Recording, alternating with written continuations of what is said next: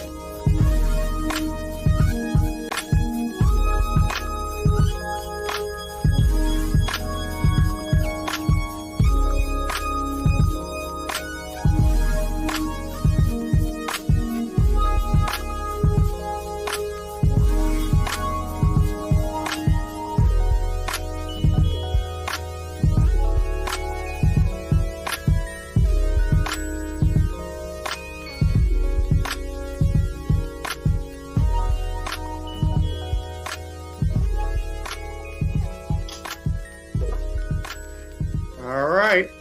Welcome to another week of Manversations 2020. Thank you guys for joining in. Thank you everybody for joining in, tuning in each and every week. So excited for you guys. Today's topic, which is toxic femininity.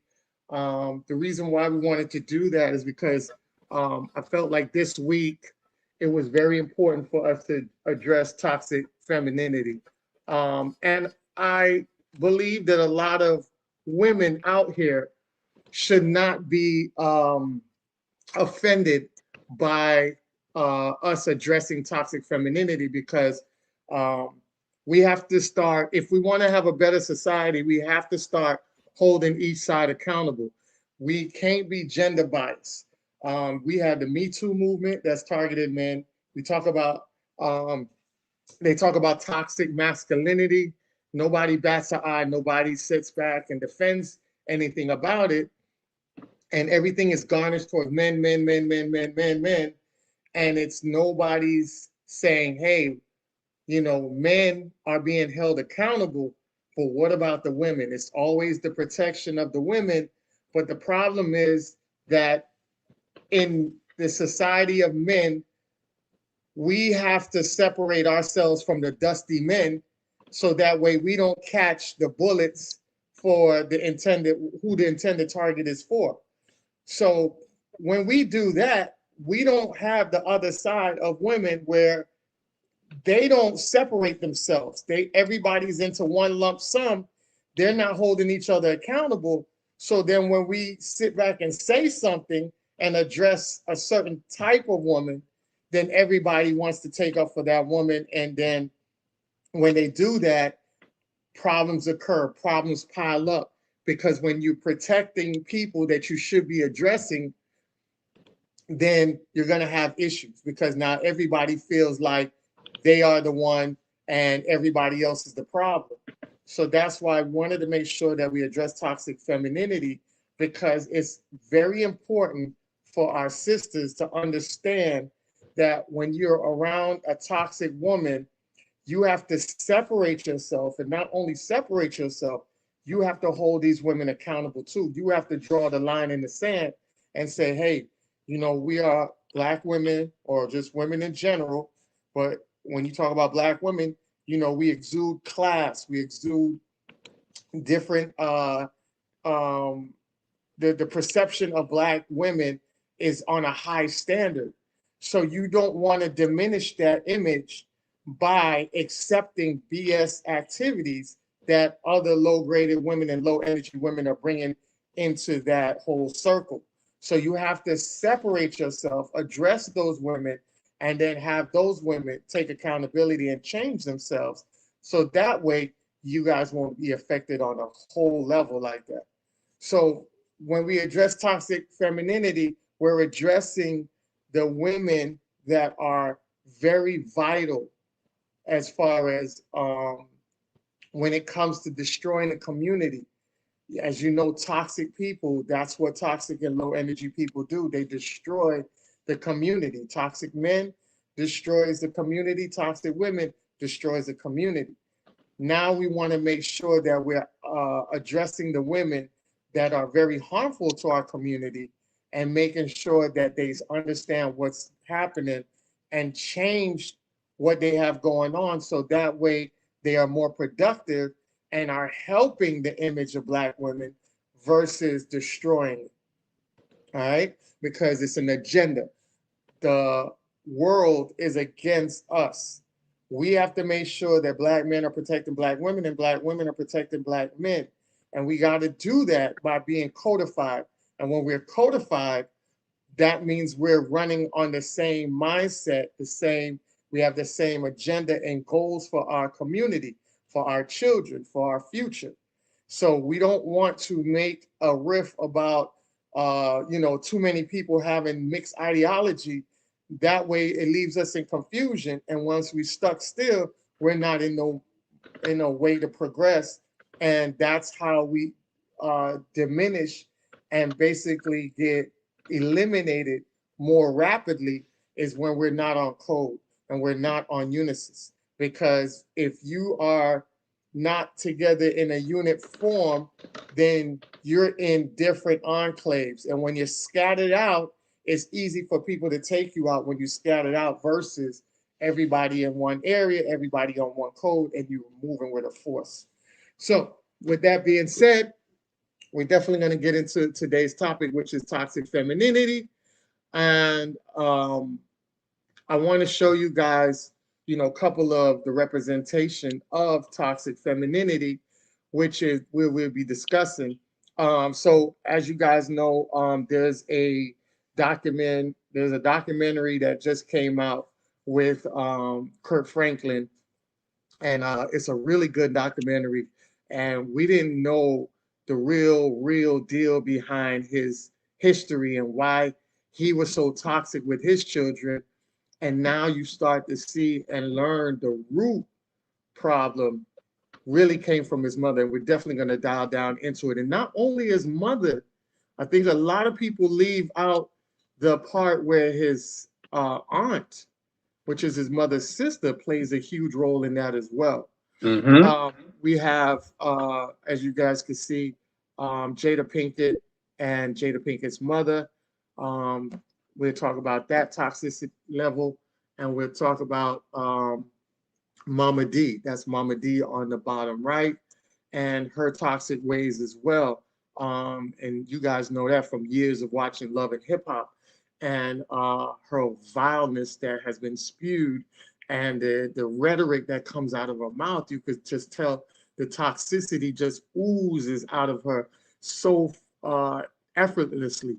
You know, it's part of her nature. It's part of her who she is as a person. So we'll definitely talk about that as well. So a couple of things before we get to that. I wanted to address some things that we've seen in the media. One of them is we'll go to our topics of the day. All right, so our Trendy Week topic that we wanted to address is, I saw this earlier, right? But I want to show the context of where it came from. So, where is it? Bear with me. I know it's here somewhere. Okay, here we go. All right, so we had Suki Hana. As you guys know, Suki Hana is basically the woman that you guys see.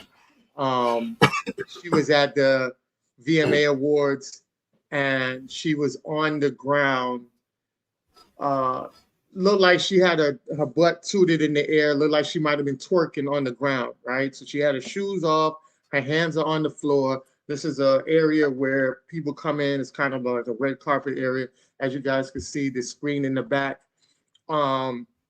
shows you that people will stop by, take pictures with the media, and keep going on as they enter inside the venue. And what was so important about this is, like, a lot of people were having a lot of disdain for Suki because she goes above and the top a lot, and a lot of people are just so sick and tired of what is going on. And what happened was, I saw that on Instagram, this thing just blew up because, as you guys know, Delicious, which is she was another sensation back in the day. You guys know her from Flavor of Love. She was on a reality show with many women trying to win the heart of Flavor Flav from Public Enemy. And she ended up winning the show. She ended up being the contestant to win. She won, right? Yeah, I think she did. She won. Because I have no idea. Yeah, the first yes, season. she did. Yeah, the first season was what was that girl that went with Shaq? Gosh. Hoops. Oh, you mean Hoops? Huh? Hoops. Hoops. Hoops. Yeah, Hoops. Okay. Yeah, Hoops. So Hoops won the first one, and then Delicious won the second season. And so, you know, Delicious, she had built up her rap. She really didn't get too far from what I understand. She ended up being on radio, but she made a good living for herself. You know, wasn't the big stardom lifestyle she wanted, but it ended up being a little profitable for her. So she has a platform. She's on radio, and she came out and she tweeted, or I should say she wrote on her Instagram, "Too many outdoor shoes been on the carpet, Buttercup." So Suki, in return, replied to that and said, "Girl, you was sleeping with Flavor Flav. You ain't scared of nothing." So they kind of exchanged shots back at each other, right? And I thought it was kind of crazy because, you know, and this is what we talk about all the time. We try to protect you guys and make sure that you guys, when young women are watching this program, because we have young women that watch this program, we have young men that watch this program. And we want you to live life. We want you to go out there. We want you to interact with, individuals, date individuals.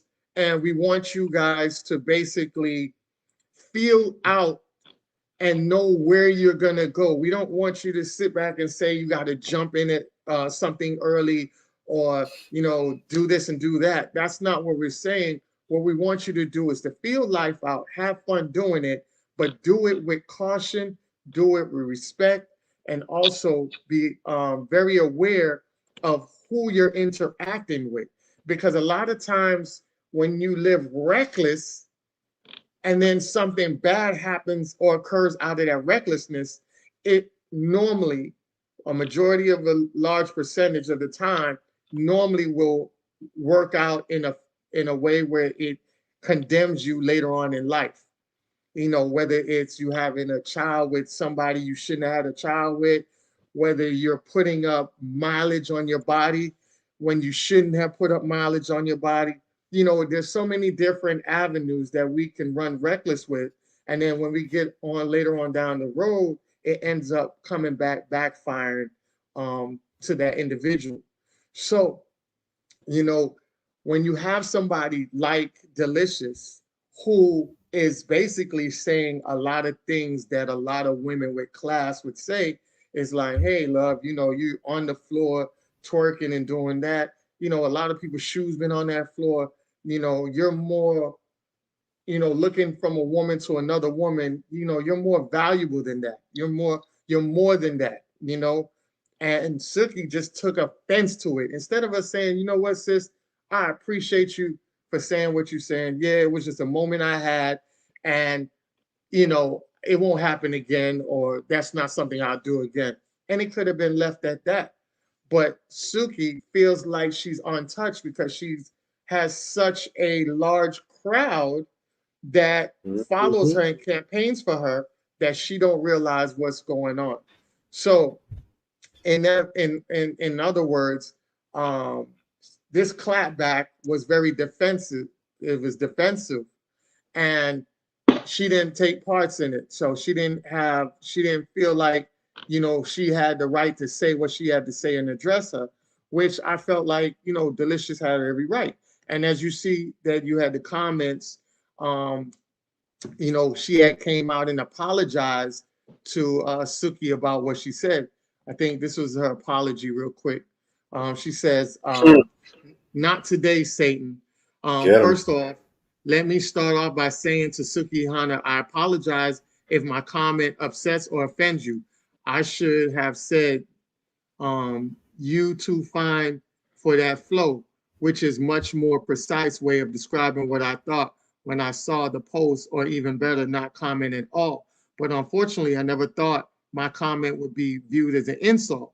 My people told me not to respond, but the new agenda is to put women at odds and have us hating each other for a good reason.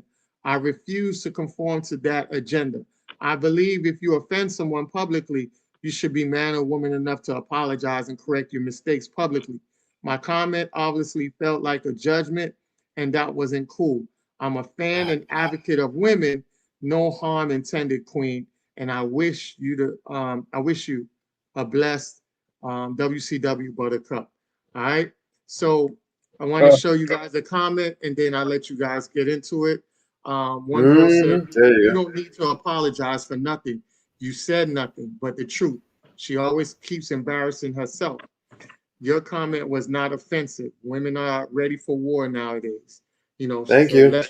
Let trash be trash. She really don't want no smoke. I'm calling a spade as well as defending my family. I'm biased. I think that was Delicious' cousin who had went at it with somebody, right? And then another girl said, stop trying to take up for a hoe, point blank. Another girl said, period. And then Delicious addressed her cousin and said, you know what, cousin, I love you so much. She's actually a sweet girl who I am a fan of. The blog just used that to bait us, and it's sad, but I prefer to own up to my part because I know better and I should know how to move in the system. So I turn it over to you guys and let you guys comment on what I just read to you, and then you guys can let us know what's your thoughts. Who first? I mean, oh, this is too easy. I'll jump in. Go ahead, man. Go for it, bro. Shout out Miller. Shout out. We got Miller in the house. Lowell in the house. What's Miller, up? Lowell, what's going on, fam? Shout out to the fam. Appreciate y'all. Much love. Christ on a bike. All right. First off, I'll just say point blank period. Delicious said absolutely nothing wrong. She had nothing whatsoever to apologize for. I appreciate and respect her being big enough to go ahead and to apologize. I definitely feel that when it comes to our interactions with each other, we definitely should be a lot quicker to forgive each other, to apologize to each other than we are to others. Because it seems though you make one little generic comment out loud and somebody that doesn't look like us has an issue with it, then all of a sudden it's a whole apology tour we go on for 8 weeks, take up a whole residency in Vegas, just apologize and whatever. Mm-hmm. But when we actually cross another black person legitimately, then it becomes an on-site beef and a Hatfields versus McCoys type of feud. So I appreciate Delicious for having the humility and the grace to take that approach. And for what I remember about her as well, too, as far as the celebrities have gone, at least the reality TV ones, she's never really been problematic. She's, she popped up, she came on the reality show, one of the OGs of reality TV, did what she had to do on there, kept it moving, and she has been able to leverage that into some opportunities for herself. So shout out to the sister Delicious, much respect to her, much love to her. With that being said, it wouldn't have mattered what she said. She could have said what she said 90 different ways with 90 different tones and 100 different verbiage used. As long as she said anything other than yes, you go, girl, slay, queen, as long as it was anything that wasn't tantamount to that, it was going to be a problem. It was going to be an issue because Suki, like many women, unfortunately, believe that they are above telling. You can't tell them anything. They think that doo-doo doesn't smell. They think it smells like Chanel No. 5. They think everything they do is glorious. And anyone that doesn't see it the way they see it is just hating. They're jealous. They're a pick-me. They're this, that, and the third. And if you're a man that addresses it, well, then you're a misogynist, don't you know? You're a sexist. You hate women. You're mama black and everything else. And, it's to the point where you really, it's bullying. You can't genuinely say something in love or kindness trying to look out for the other person's back because they are hell-bent and fixated on doing what they want to do no matter what. And if it's not a battery in their back, that means you're the enemy. Now, if Suki had any sort of dignity about her, any sort of grace whatsoever, she would reach out publicly since she chose to clap at Delicious publicly. She'd make a post of her own or comment on her post and apologize for the way she came at her, that it was out of pocket. She'd come up with whatever excuse she has. Maybe she was on a cycle, or maybe she was just moody that day, or maybe she had some bad news or whatever.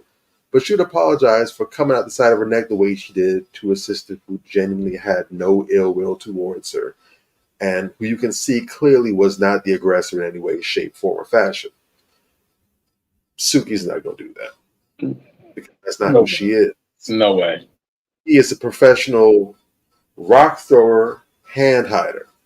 She'll throw the big ass rock and it'll pop people in the back of their heads, hide her hands, and when they turn around to address her, then you're picking on her or you're targeting, you're bullying her or whatever. I'm so tired of seeing this, man. Real talk. It's annoying, it's irritating, and it's disgusting. And ultimately, it shows that many women are being dishonest. Again, we talked before about protection, what protection is and what it looks like. Letting someone know, hey, this ain't a good look for you. This ain't right. This is, you You need to tighten up on this. That's protection. That's saying, hey, what's done is done. We can't go back and undo this, but I'm letting you know for future, maybe you should move a different way. That's protection. No doubt. Now, you go ahead and you slap that hand aside, you catch an attitude, and then down the line, you catch hell because you keep on progressing in error and no one's around, no one has your back. Then all of a sudden it's going to be, no one had my back. Where's the protection? The misquoting of Malcolm. The black woman is the least protect. All kind of nonsense. But when protection was right there for you, you spurned it. You know, we have to stop this nonsense. It's disgusting. Right. And, you know, again, Delicia's going to be just fine. She said her part. She's walking out of this looking pristine and clean. Her crown is untilted. It is in perfect frame. Big ups to her. Suki, beloved, you keep showing us time after time that the floor is exactly where you at. That's home for you. That's home sweet home. Ridiculous. I agree. Go ahead. I agree. No, go ahead. No, that's on you. That's on you. Yeah, man. I agree with what he said. Real talk. I totally agree with what he said. I mean, a lot of people have made, you know, taken issue to the fact that it's Delicious that was checking her. Delicious has a pretty checkered past herself, or whatever the case may be. I'm not going to go into that. That's neither here nor there. In this instance, she did right. You know what I'm saying? She's trying to look out for the sister. Like, you know, you look like a fool. At the end of the day, is what she's really telling us. She was spot on. She looked ridiculous, you know. And this is the thing, you know, women want to talk about how we're misogynist and, you know, we're what's the other word they like to use? Sexist, this, that, and the third. But Jason Black was saying something earlier today that really stuck with me. We didn't used to have to say anything because the women used to check other women. And I've checked plenty of women on this very issue. You know, they're out here supposedly, you know, promoting stuff in the love and relationship environment, or, you know, social media personalities, or whatever the case may be. And you have no checkage, no checks and balances system, no smoke whatsoever. You don't say anything when you see females misbehaving. You always break out the cape and, you know, get ready to go into your bag so that you can get on mission for the sisterhood of failure. You're not helping these women that you claim to care so much about. You know what I'm saying? And it's about time that somebody told Sukihana's hood booger ass how ridiculous she looks. You know, and really and truly, I don't understand why they keep inviting her to some of these events. You know, I don't think she had a video nomination for the VMAs. Why was she there? You know why. I mean, well, yeah, you know why. You know, white supremacy loves a useful coon. And boy, Tsukihana is at the top of that list of useful coons. I cringe every time I see this woman because she is there to promote the worst possible imagery of Black women. Every time I see her or Sexy Red or Cardi B or Meg Thee Stallion or any of the other I'm a hoe rappers that are out right now, because that's all they put out. There is no balance in the industry. Right now, if you're not an I'm a hoe rapper, Ice Spice, Lotto, any one of them, you can close your eyes and point. They all talking the same bullshit. If you're not an I'm a hoe rapper, you're not getting signed. And while it is cooning to put that type of imagery out there, we have to look at who's really responsible. The white supremacists are the ones that fund these people and give them all their airtime.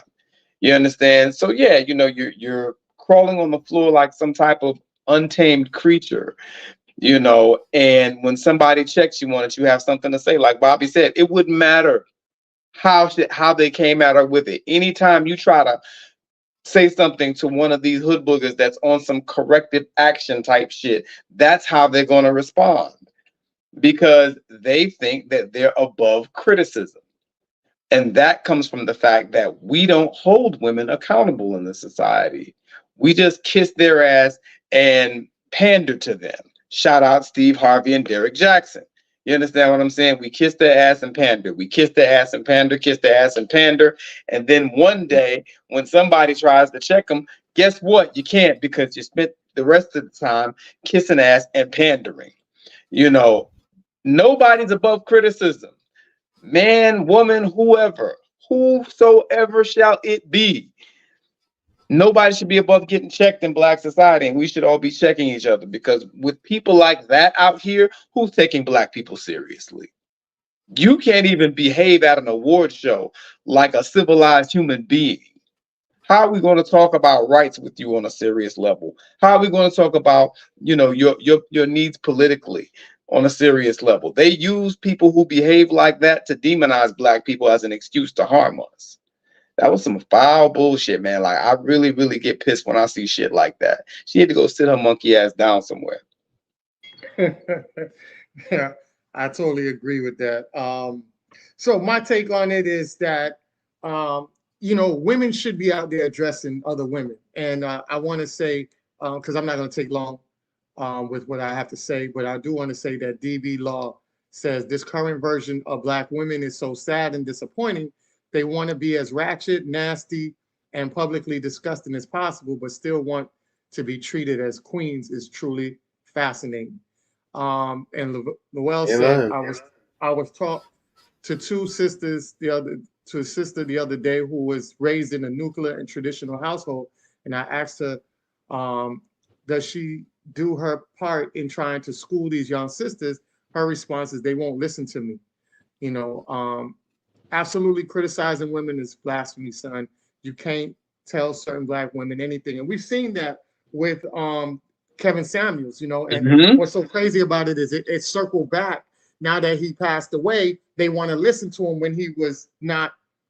They want to listen to him more when he passed away and not really listening to him while he was alive. It's crazy the dynamics that we have when it comes to that. It's a weird way of how we idolize people when they die, but when they're here, we give them hell. We've seen it with Biggie, we've seen it with Tupac, we've seen it with so many other people that we've seen it with.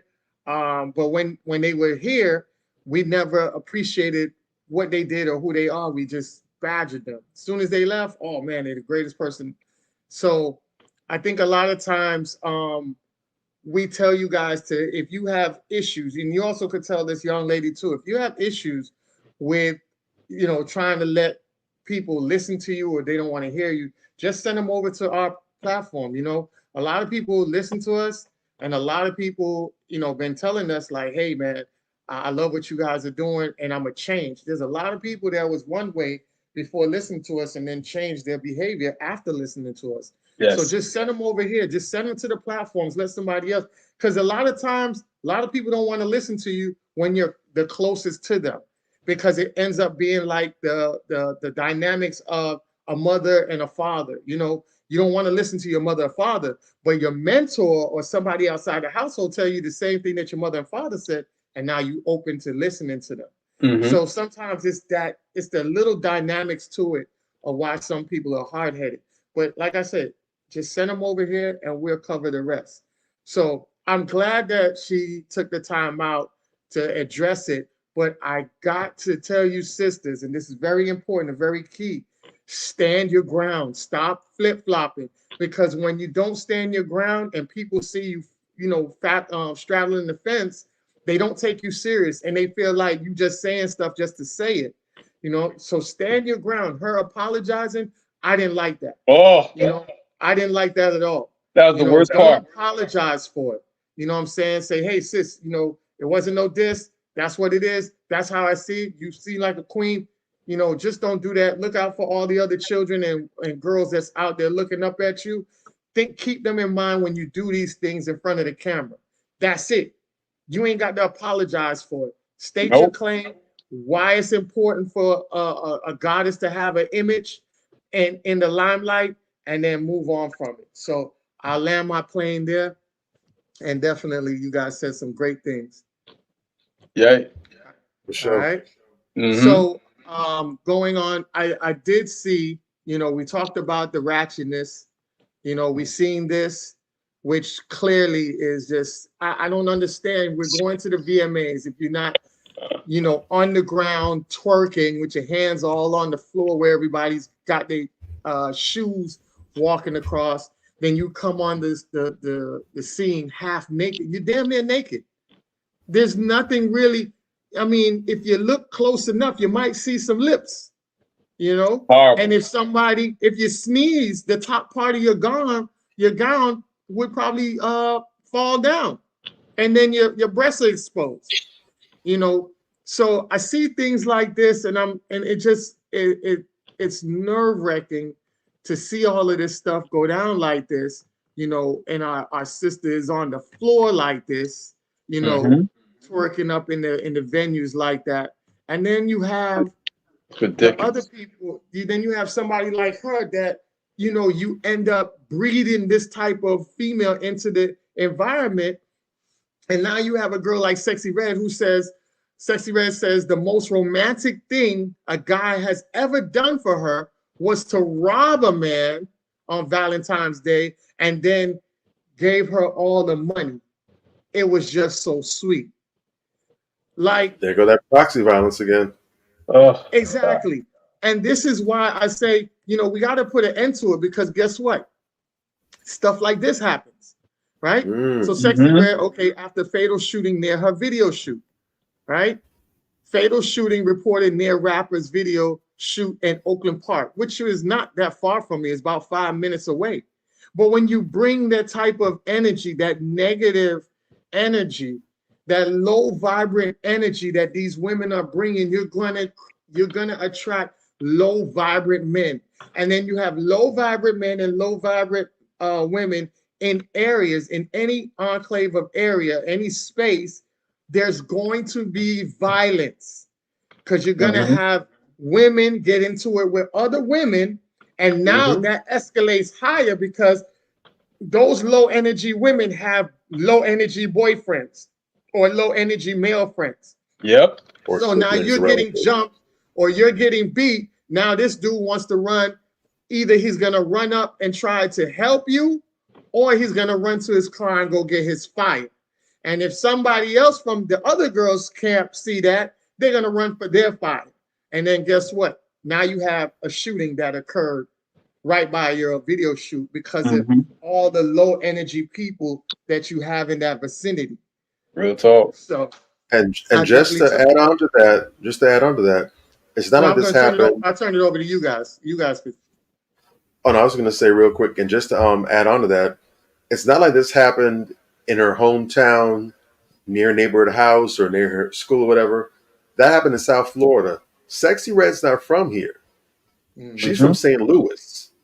That's multiple states away. It's a long trek down. So it's not like going from Alabama to Georgia or whatever, where that's only a couple hours. To get from one end of Florida to the next, that's about a good 9-10 hours by car, depending on how you drive it. So this is a long distance geographically that you have to go. And yet she's all the way over here, and you see the energy comes with her. So that's just how big her aura is for nonsense and bullshit. Where she pulls up and just like a magnet with iron and just draws the BS to her. Yeah. Yeah. There. So, my God. I mean, I don't even know where to begin. I mean, that last comment. I mean, start with a hazmat suit. I think you might feel better. I'm just saying, man, real talk. You gotta really, really, really, and Mona Lisa actually just made an excellent point. Talking about, of course, we feel it's disgusting. We ain't with it. We ain't having it. But Mona Lisa made an excellent point talking about a lot of brothers who run around talking about how much they love this behavior. Yeah. That has to be addressed too. You got these little dusty ass oh God, this dude out in the street, Sexy Red is walking down the street. He's begging her to suck her toes. I mean, she's walking down the street. You understand? It's this other thirsty one that was went and kissed Suki Hana on the mouth. This type of I mean, brothers, true enough, you got these women out here being as ratchet and as disgusting and despicable as possible. That has to be addressed. One thing I really respect, brother Boyce Watkins, when Lil Wayne came out with that song talking about how he beat pussy up like Emmett Till or whatever, him and some other brothers got together and they went after the sponsors to his tour. And his tour ended up being canceled on account of that. And bravo, shout out to him. Yes, that's what we need to do. I would like to see some shit like that happen to Sexy Red, Suki Hana, and all the rest of these I'm a Ho rappers. You understand what I'm saying? And you can add in the Molly Percocet niggas while you at it. I hate to say it, but see, Dolores Tucker was right. I mean, yes, there is a certain element of hip hop where you got to call out the bullshit and it's got to be raw, and you got to get up in people's face a little bit and talk about what it is. Wonder Why They Call You Bitch is not a song I have a problem with. Calling women in general bitch on every other song is something I have a problem with. You understand what I'm saying? And it's something we've been doing for a while. Now the women do it. When we used to do it, oh, you're misogynistic, you're sexist, you hate women. Now that the women do it, oh, it's empowering. You got to make sense at some point. You know what I'm saying? And like these people just be talking out their ass, just making no sense whatsoever. And yeah, there is a direct parallel, the direct line that you can draw from Sexy Red saying the most romantic thing a man ever did for her was rob another dude on Valentine's Day and give her all the money. The level of ignorance to say some dumb shit like that is mind-numbing. But there's a direct parallel from women and men alike who listen to this moron. You understand what I'm saying? And gravitate to the messaging and what she's saying, which is demonic at best. You understand? They gravitate to what she's saying and they want to go and support her at her video shoot. Why would you want to? I ask this question about people that watch reality TV all the time. Why in the fuck do you want to watch this shit? Like, why in the hell do you want to listen to this shit? What is there in a Sexy Red song, especially if you're supposedly an intelligent, progressive thinking woman? Sexy Red, Cardi B, any of them, Ice Spice. What is it in this music that takes you in and makes you love it? There are people that I know that are intelligent people that can't get off Cardi B. Why? You understand what I'm saying? Like, I really want to understand this, and then you see the low energy things that they post. See, back in the day, it was just the song and the video. Now it's the song, it's the video, it's the shit they're posting, it's the shit they say on their interviews, it's the shit they say on their lives. You just inundated with this bullshit constantly.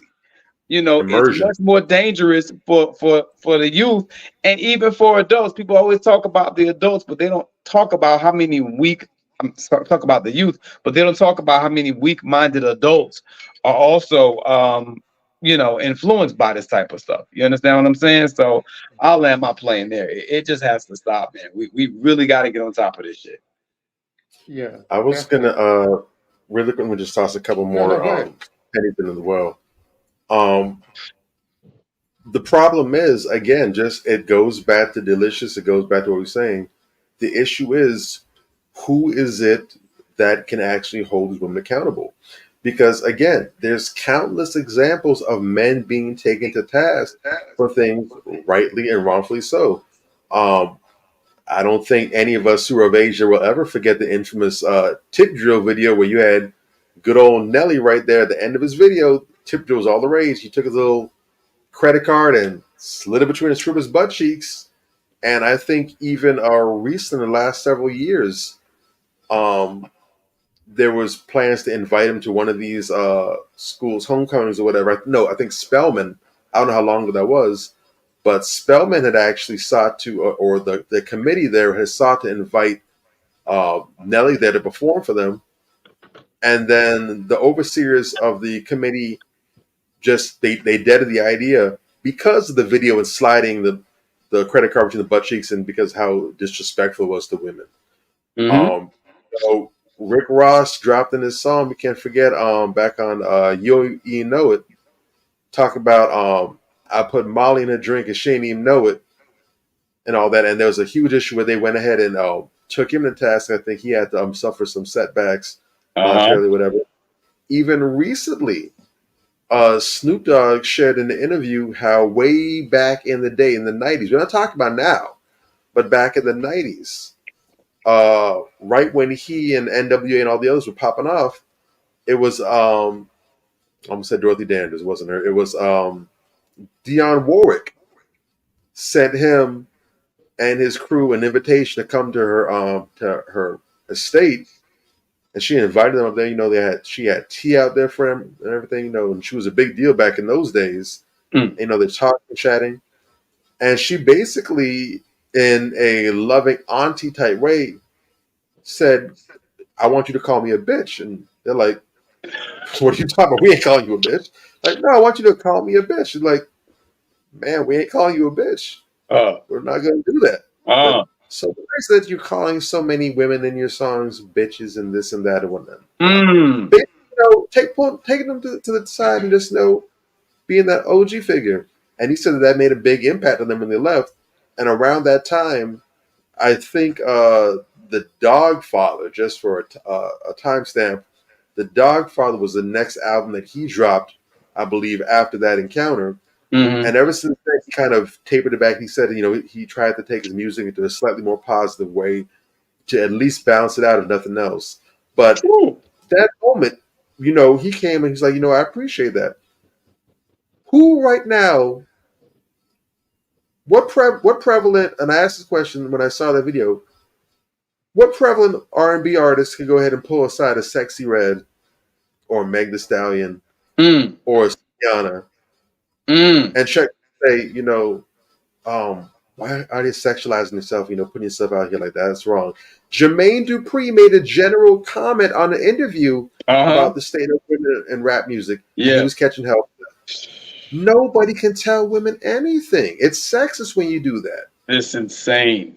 But you can pull men to the side and tell them this is incorrect, and you know, and they're listening, they're responsive, or you can at least penalize them. There's a gross imbalance in our ability to address dysfunction among us. And that is a huge contributor to gender warring, because just like with siblings, if you show favoritism to one sibling over the other, you know it's going to create resentment in the others, and in the other sibling is going to create a sense of superiority where I'm better than you. And that creates sibling rivalry. And then you wonder why you have men, some dudes that have no love, care, compassion for women. Because everywhere they turn, they see that they're getting checked, while the women are free to raise all kind of cane. That cannot happen.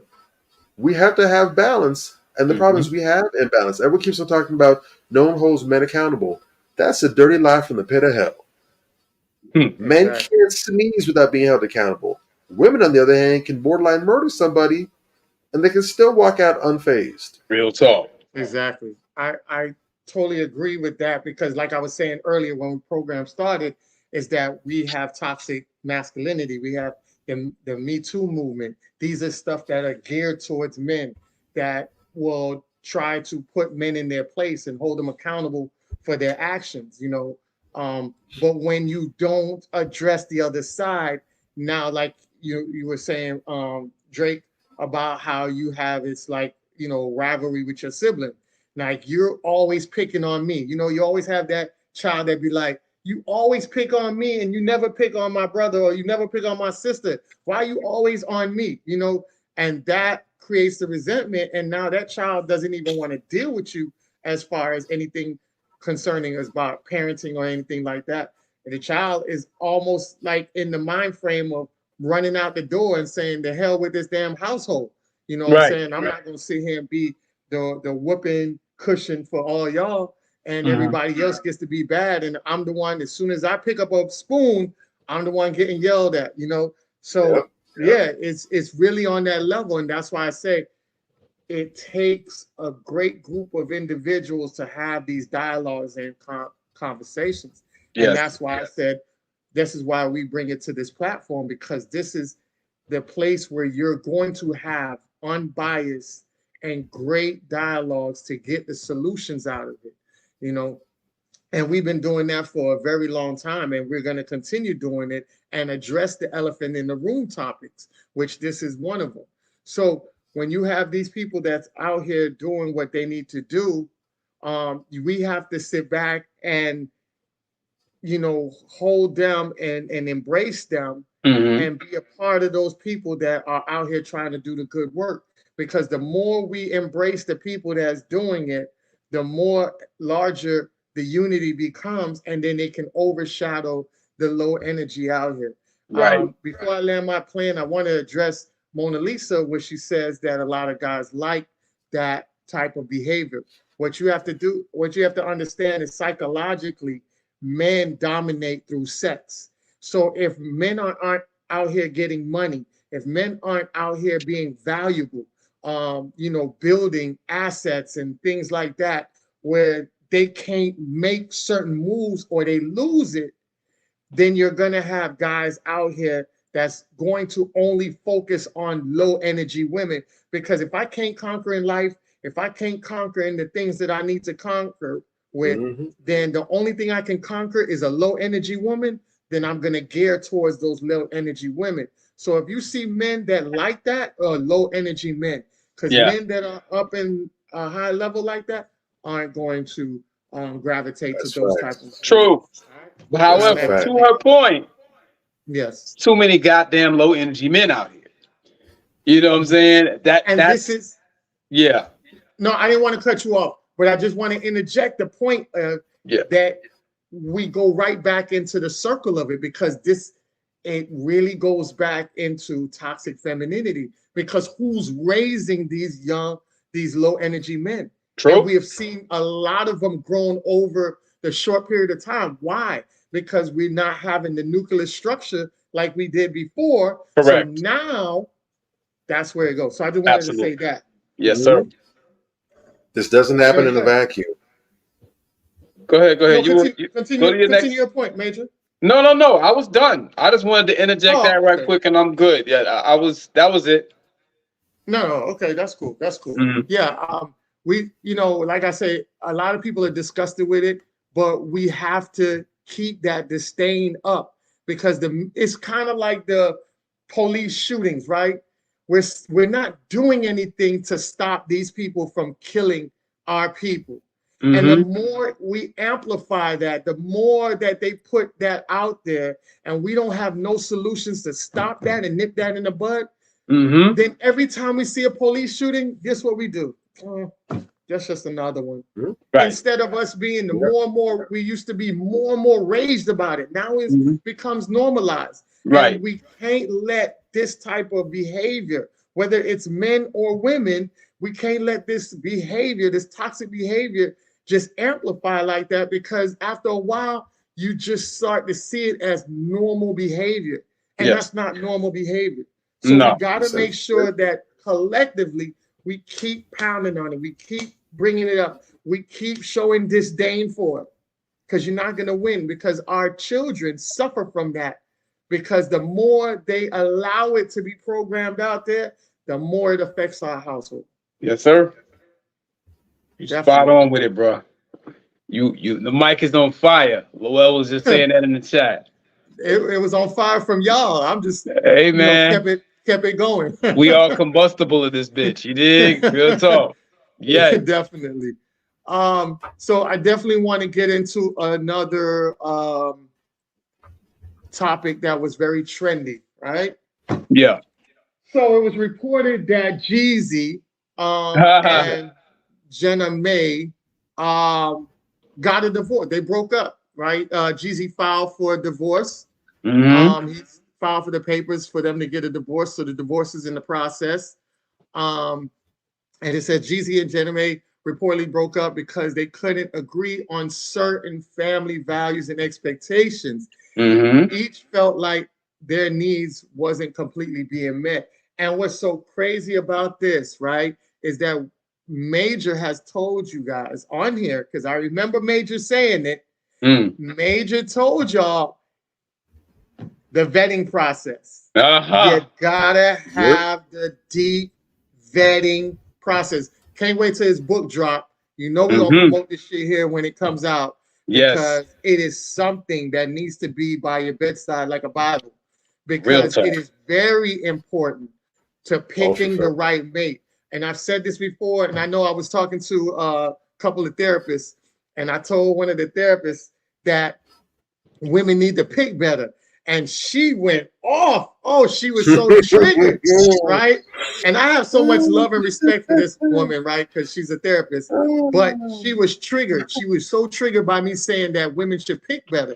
And I told her, hold up. I tell men all the time, you better pick better. Because when Jeezy came out, I wasn't siding with Jeezy. I didn't side with Jenna. I made a post that said, Jeezy, you got to take this L.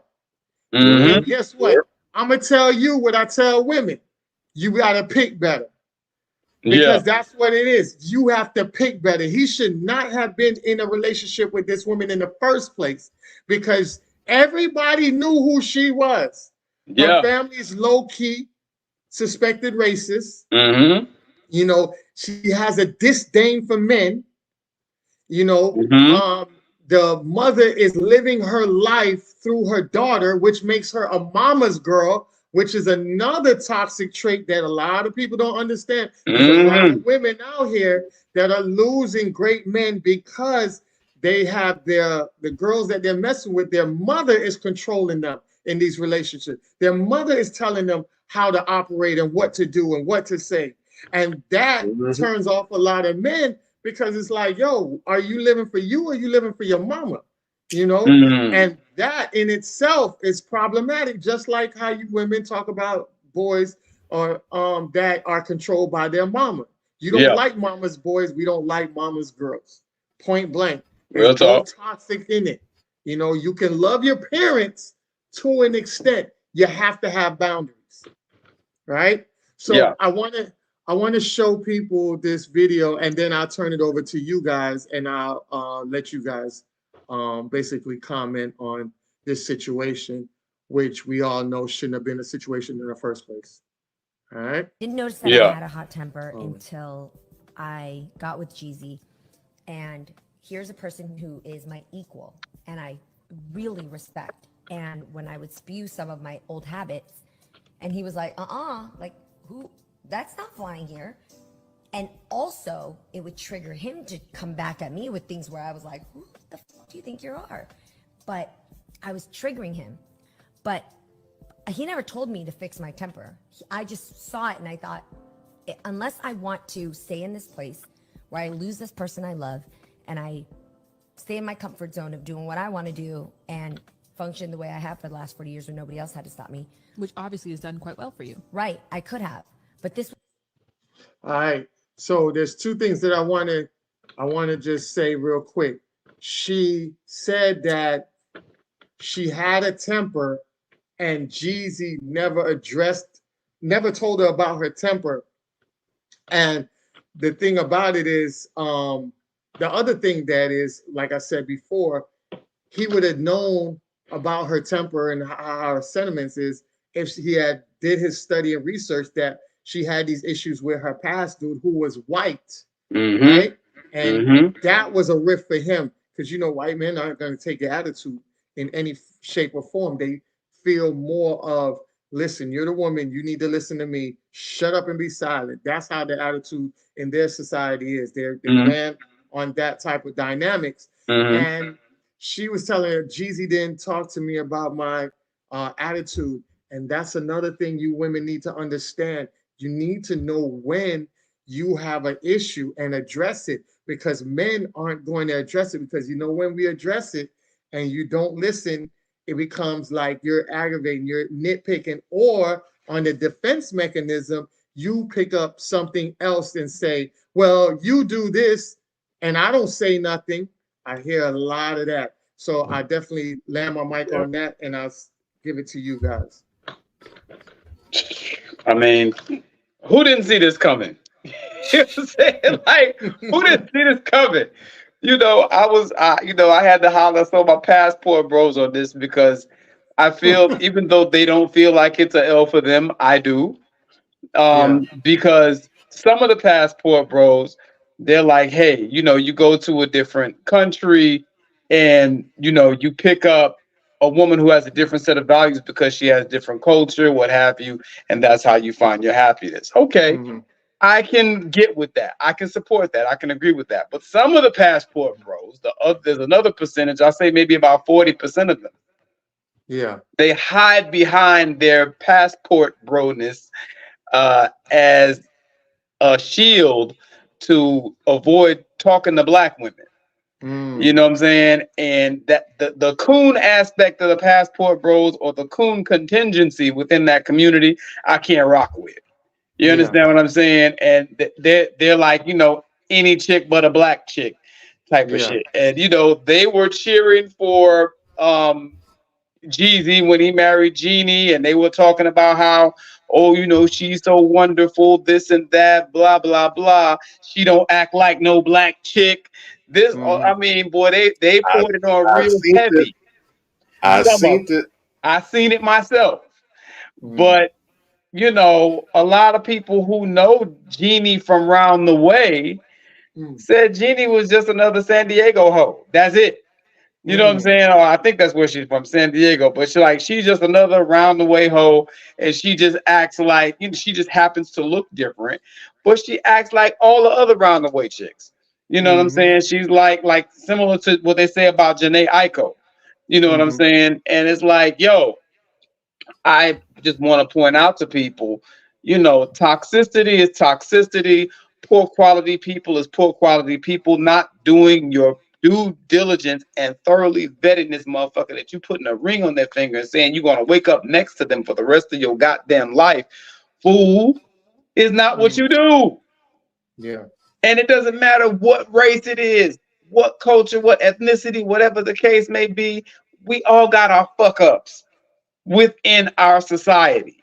You understand what I'm saying?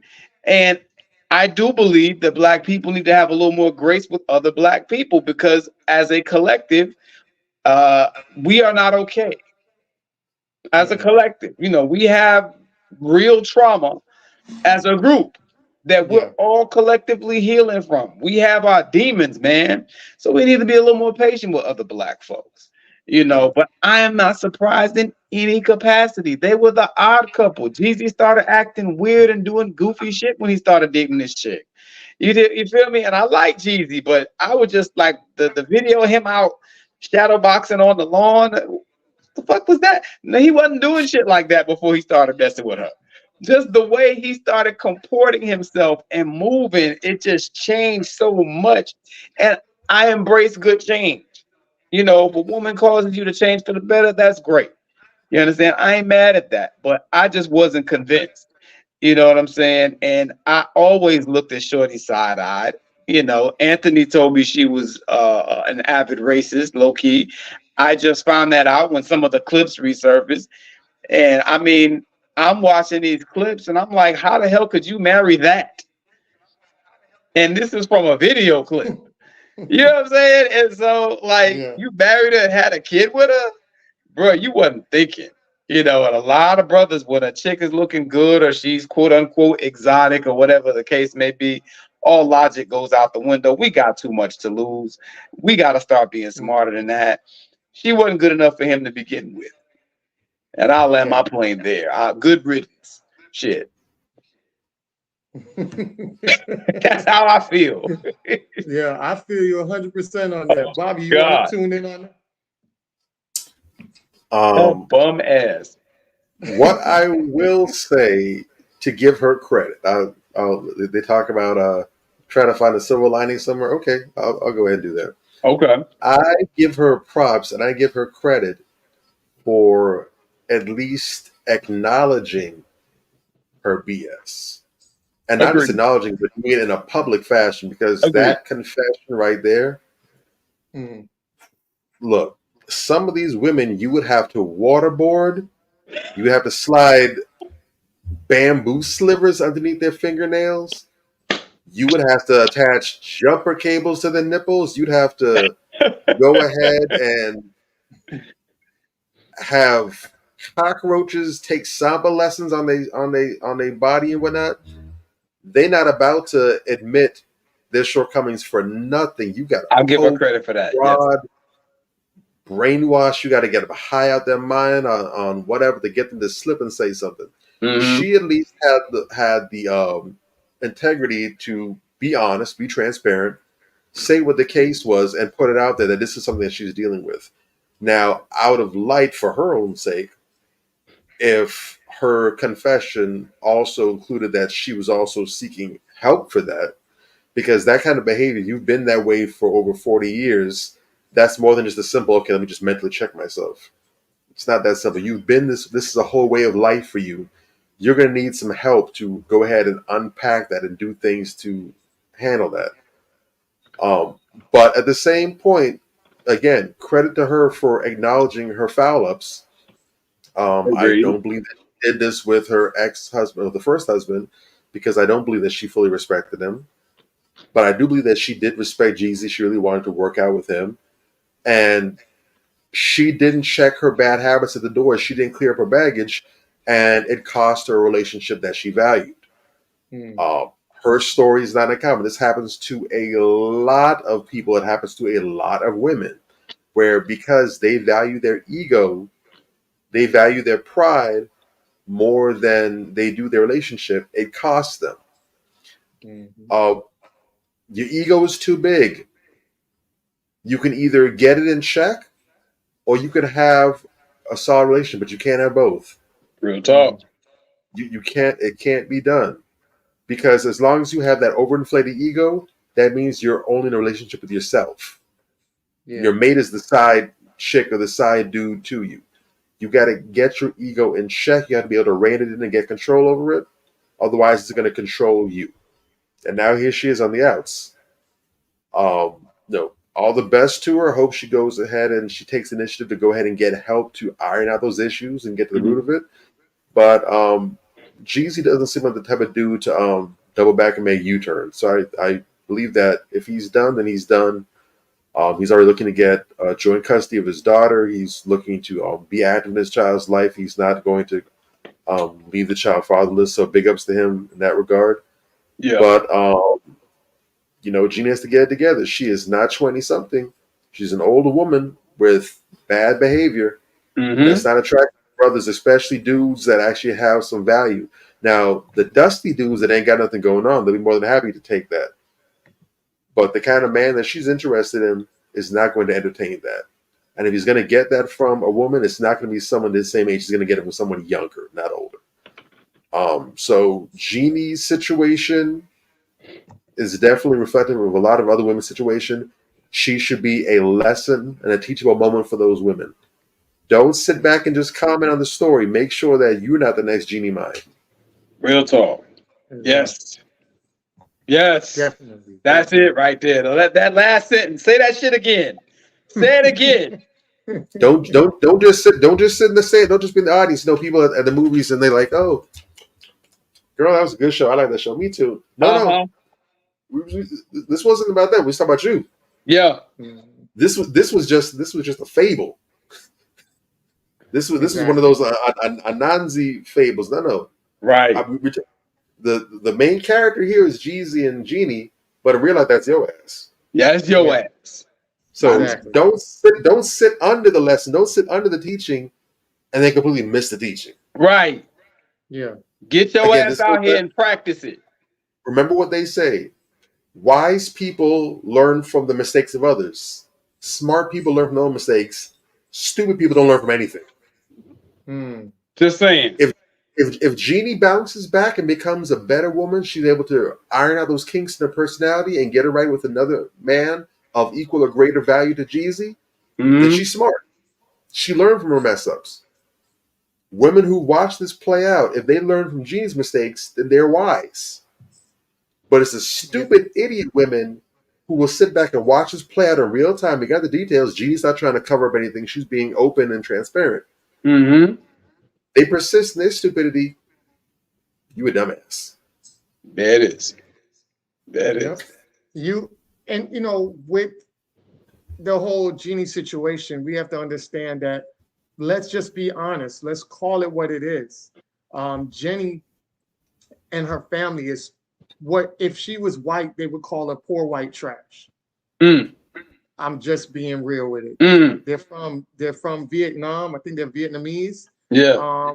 And they're from the lower side of it, and they're trying to shoot as high up as possible. And the problem is that Black folks always seem to treat women outside of their race on a bigger pedestal. You know, when I see a lot of these brothers that go out here and get women from other race, they don't pick the best quality of women from other race. No, they but don't. They deserve the best quality from their own race. And I find that to be so hypocritical, you know. That's why I said Jeezy and Jenny should have never been together in the first place. And I think as a Black man who has worked his way up from the ghettos, from being at, you know, the poorest level that he was at, and earning himself a great career, great living, and highly respectable across many race of people, to have the whole family riding on his back off his expenses, you know, I feel like it was just too much. You know, and they probably were the same ones who had more to say about his child and what you know, what direction the child should go in more than him. So it's like, hold on, I'm not gonna sit here and take it from your brother, take it from your mama, and take it from you, and all three of y'all toxic. No, I'm good. Let me sign these papers and get out of here. And it is. So we gotta tell fellas, I'm telling you, you gotta pick better. I'm tired of seeing you guys run to other race of women thinking that they're better, and you're picking up the tail end of the garbage. You're digging in the garbage when you're telling us that you struck gold. It don't make sense. It always comes back and bites you in the butt. That's point blank, you know. And we have to do a better job at that. So, really quick before we move on, shout out Kanye West. Go ahead. Hey. Real quick, I do want to give Jeezy his props for something as well too. Okay. And this is something that I've been harping on for a long time. Now, hands down, I'm a huge proponent of marriage. I'm a huge proponent of the nuclear family. I think it's vital and essential, especially for Black people. However, when all roads have led to failure, everything has been done. Once all the boxes have been checked off, once you've done everything that can be done within your power, you need to know when to get the hell out of Dodge.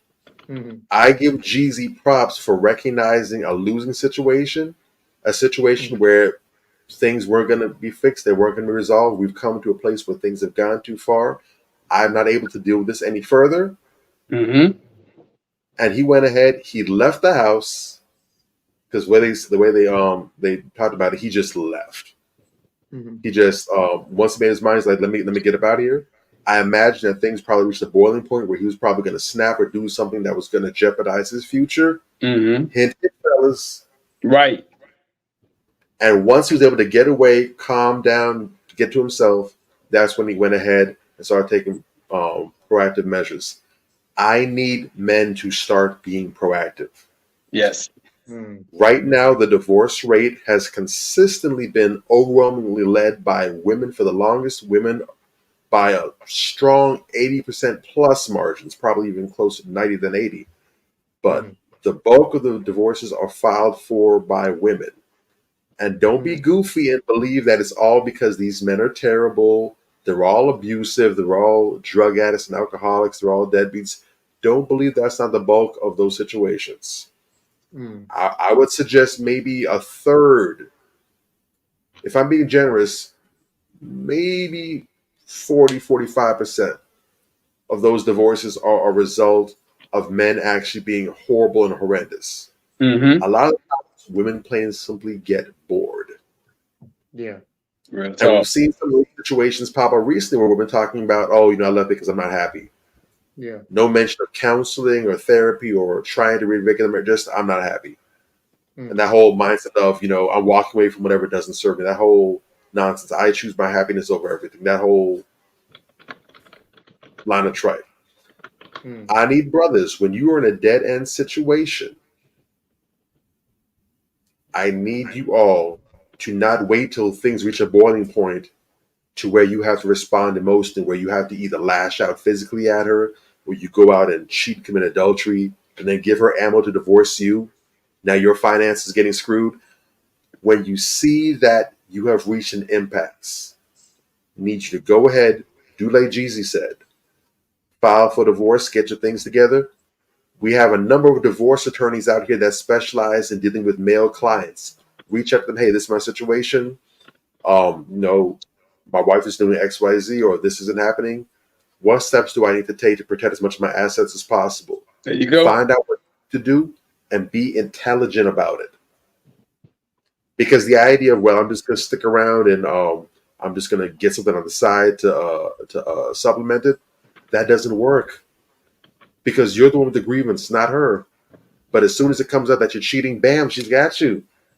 She gonna file. When it's all said and done, she's gonna weave the web and have everyone believing that you're everything but a child of God. Mm-hmm. And meanwhile, you're just a brother that's been sexually neglected. She's been verbally abusive towards you. She's been playing with your money. She's been wasteful and not being a proper steward of the house's finances or whatever. Or who knows what else is going on. Mm-hmm. Start being intelligent.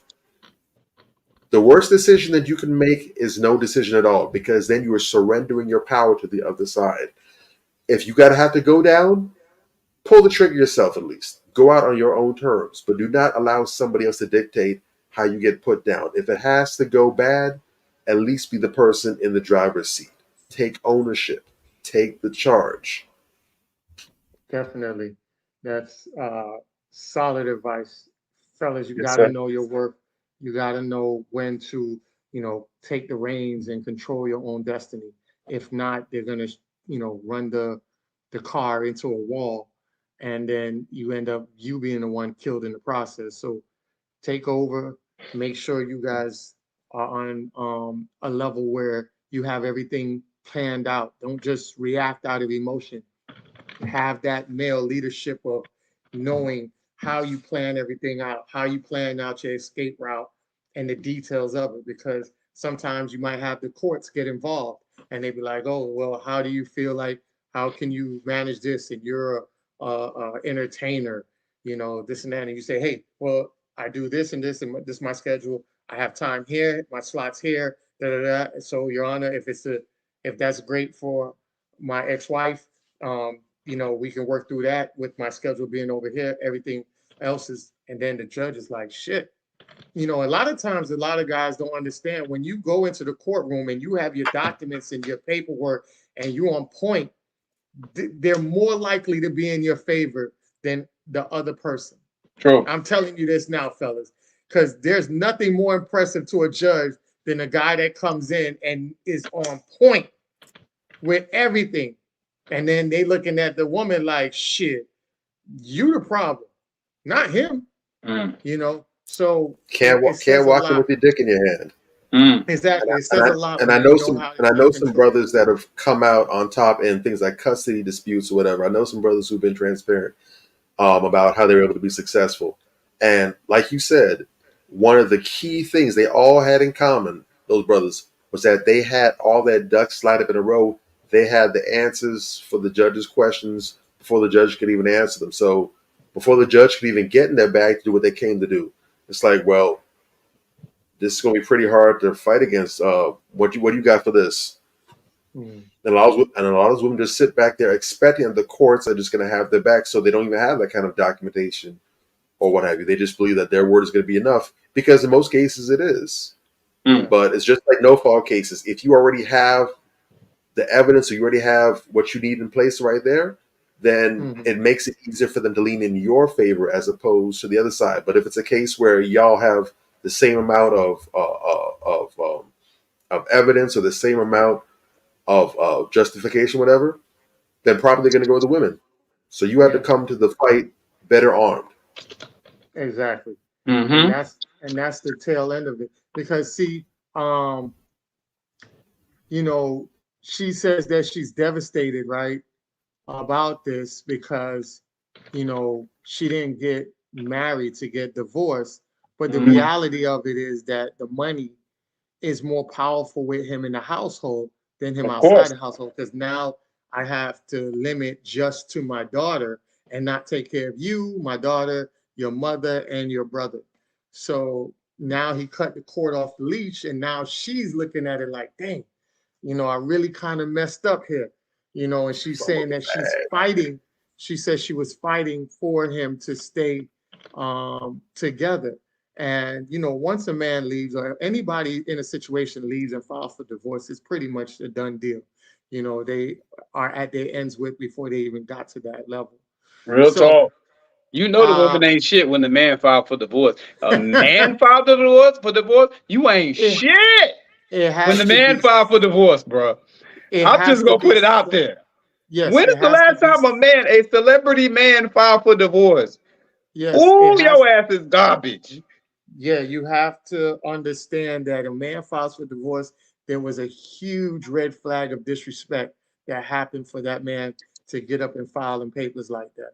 You damn right. I agree with that. It's time that we reevaluate the saying "it's cheaper to keep her," because when that saying was coined, it was about finances. But men are starting to understand. I believe they're starting to realize that when it comes to peace, it's bigger than just finances, because you might save some money, but if it's going to mentally run you in the ground, if it's going to have you standing on a ledge or with a 9mm in your mouth or something, whatever, or ready to go and you snap and then you take out the whole family, whatever. How much did you really save? It's if you were a producer, and again, big ups to Jeezy again. If you are a productive man, you can afford to take an L in the finances, but you're a producer. You're gonna get back up. Right. You a hustler. But now if you a bummy dude, if you're a complacent dude, you just want to basically just chill and just, get by, then you kind of handcuff yourself a little bit, because every little crumb you get, you have to keep, because you're really not sure if you're gonna see another crumb again. So this is why, brothers, complacency is gonna be a death sentence for a lot of us. Get your paper together. Get your multiple income streams going. You need to find ways to elevate yourself in your careers, or if your career doesn't have much of an upside, you might need to switch industries. But you need to take steps where you can insulate yourself financially, because a man who is financially insulated, I didn't say rich, but if your accounts are insulated, bulletproof, you take a hit today, you're going to be back up tomorrow, whatever, the freedom that you're going to have all around your life is next level. You'll be able to do things like, file for divorce and not worry if she takes half, because, that's not going to be the last 1,000, 10,000, 100,000 that you're going to make in your life. You're going to have a lot more of that to come. Right. But it starts now before you get in that situation. Exactly. Great point. I want to get into the toxicity of a couple of these women that I'm about to show you guys. As you guys know, these were one of the group of women that I put on the flyer that you guys have seen that's been posted for tonight's show. And the reason why I put Jada Pinkett and her mother on there, let's get down to her mother. Her mother is very toxic. And the toxicity comes from generations, because Jada's grandmother, if I'm not mistaken, I remember on Red Table Talk, I think her mother talked about how her grandmother had her masturbating at 8 years old. Am I saying that right? Y'all remember that? No. Let me jump in real quick. Okay. She talked about not her masturbating at 8 years old. Yeah. She talked about how her grandmother taught her to masturbate when she was 9 years old.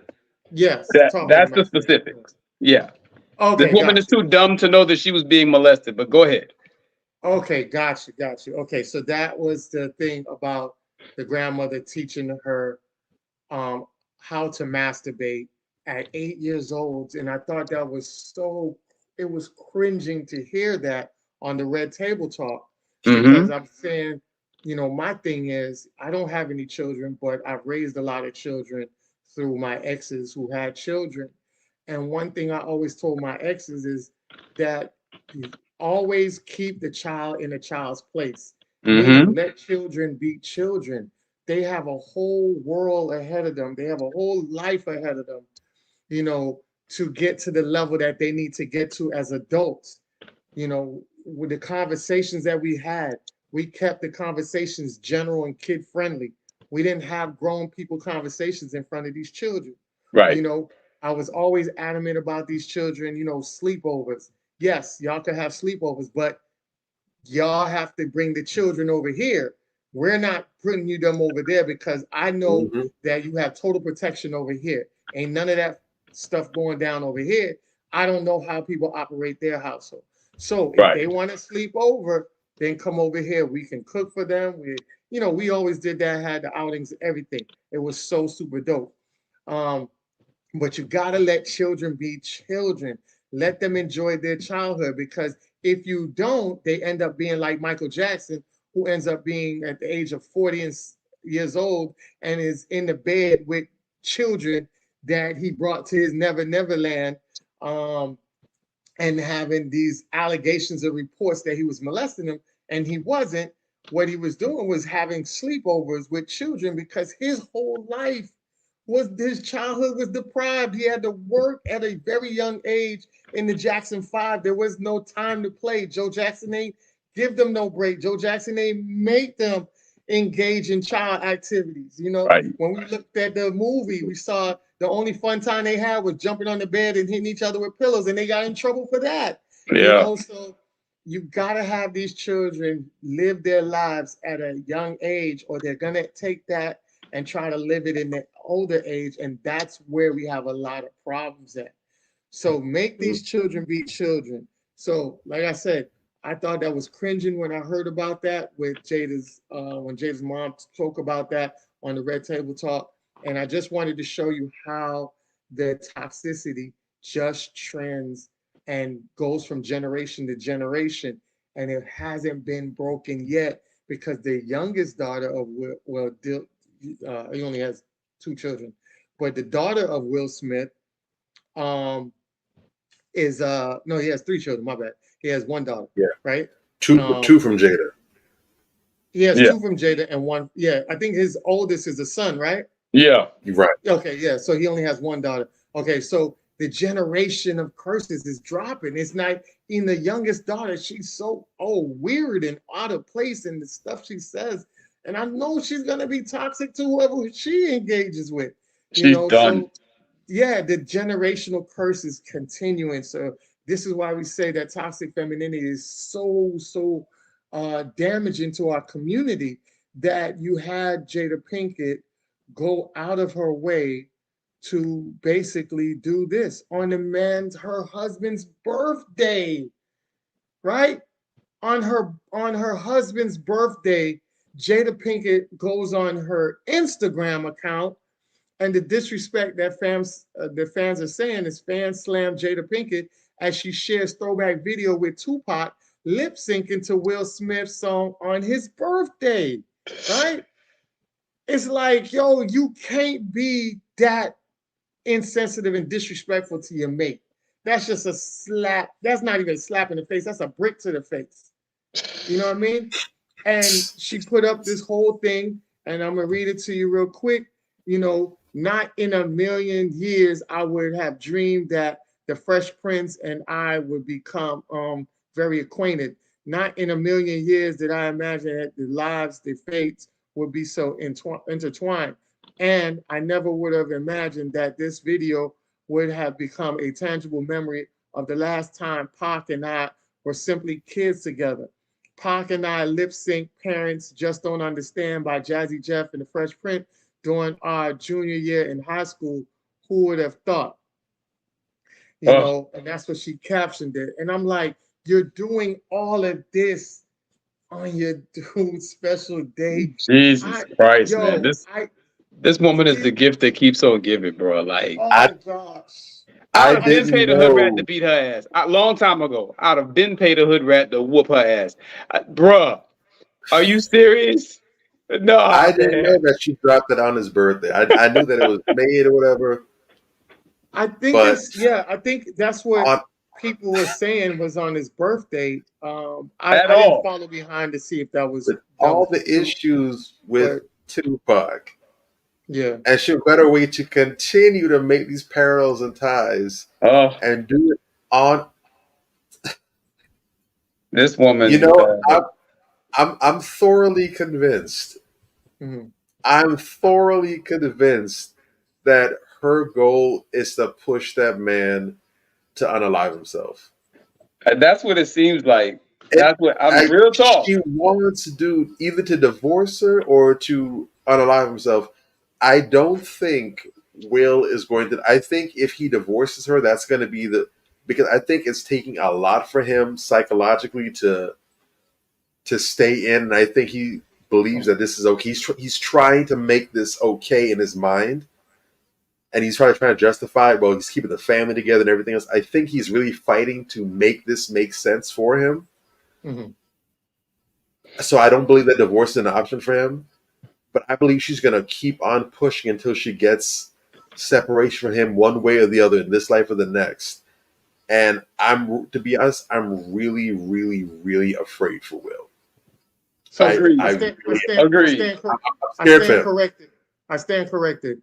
His birthday is tomorrow. She did it a week. I think it's a week before his birthday. Okay. Which I think is still distasteful because it's leading up to his birthday. Yeah. Well, I'm afraid for his actual birthday. Then what's going to happen? Jesus. Okay. Oh my God. She probably she might send that man a cake shaped like Tupac.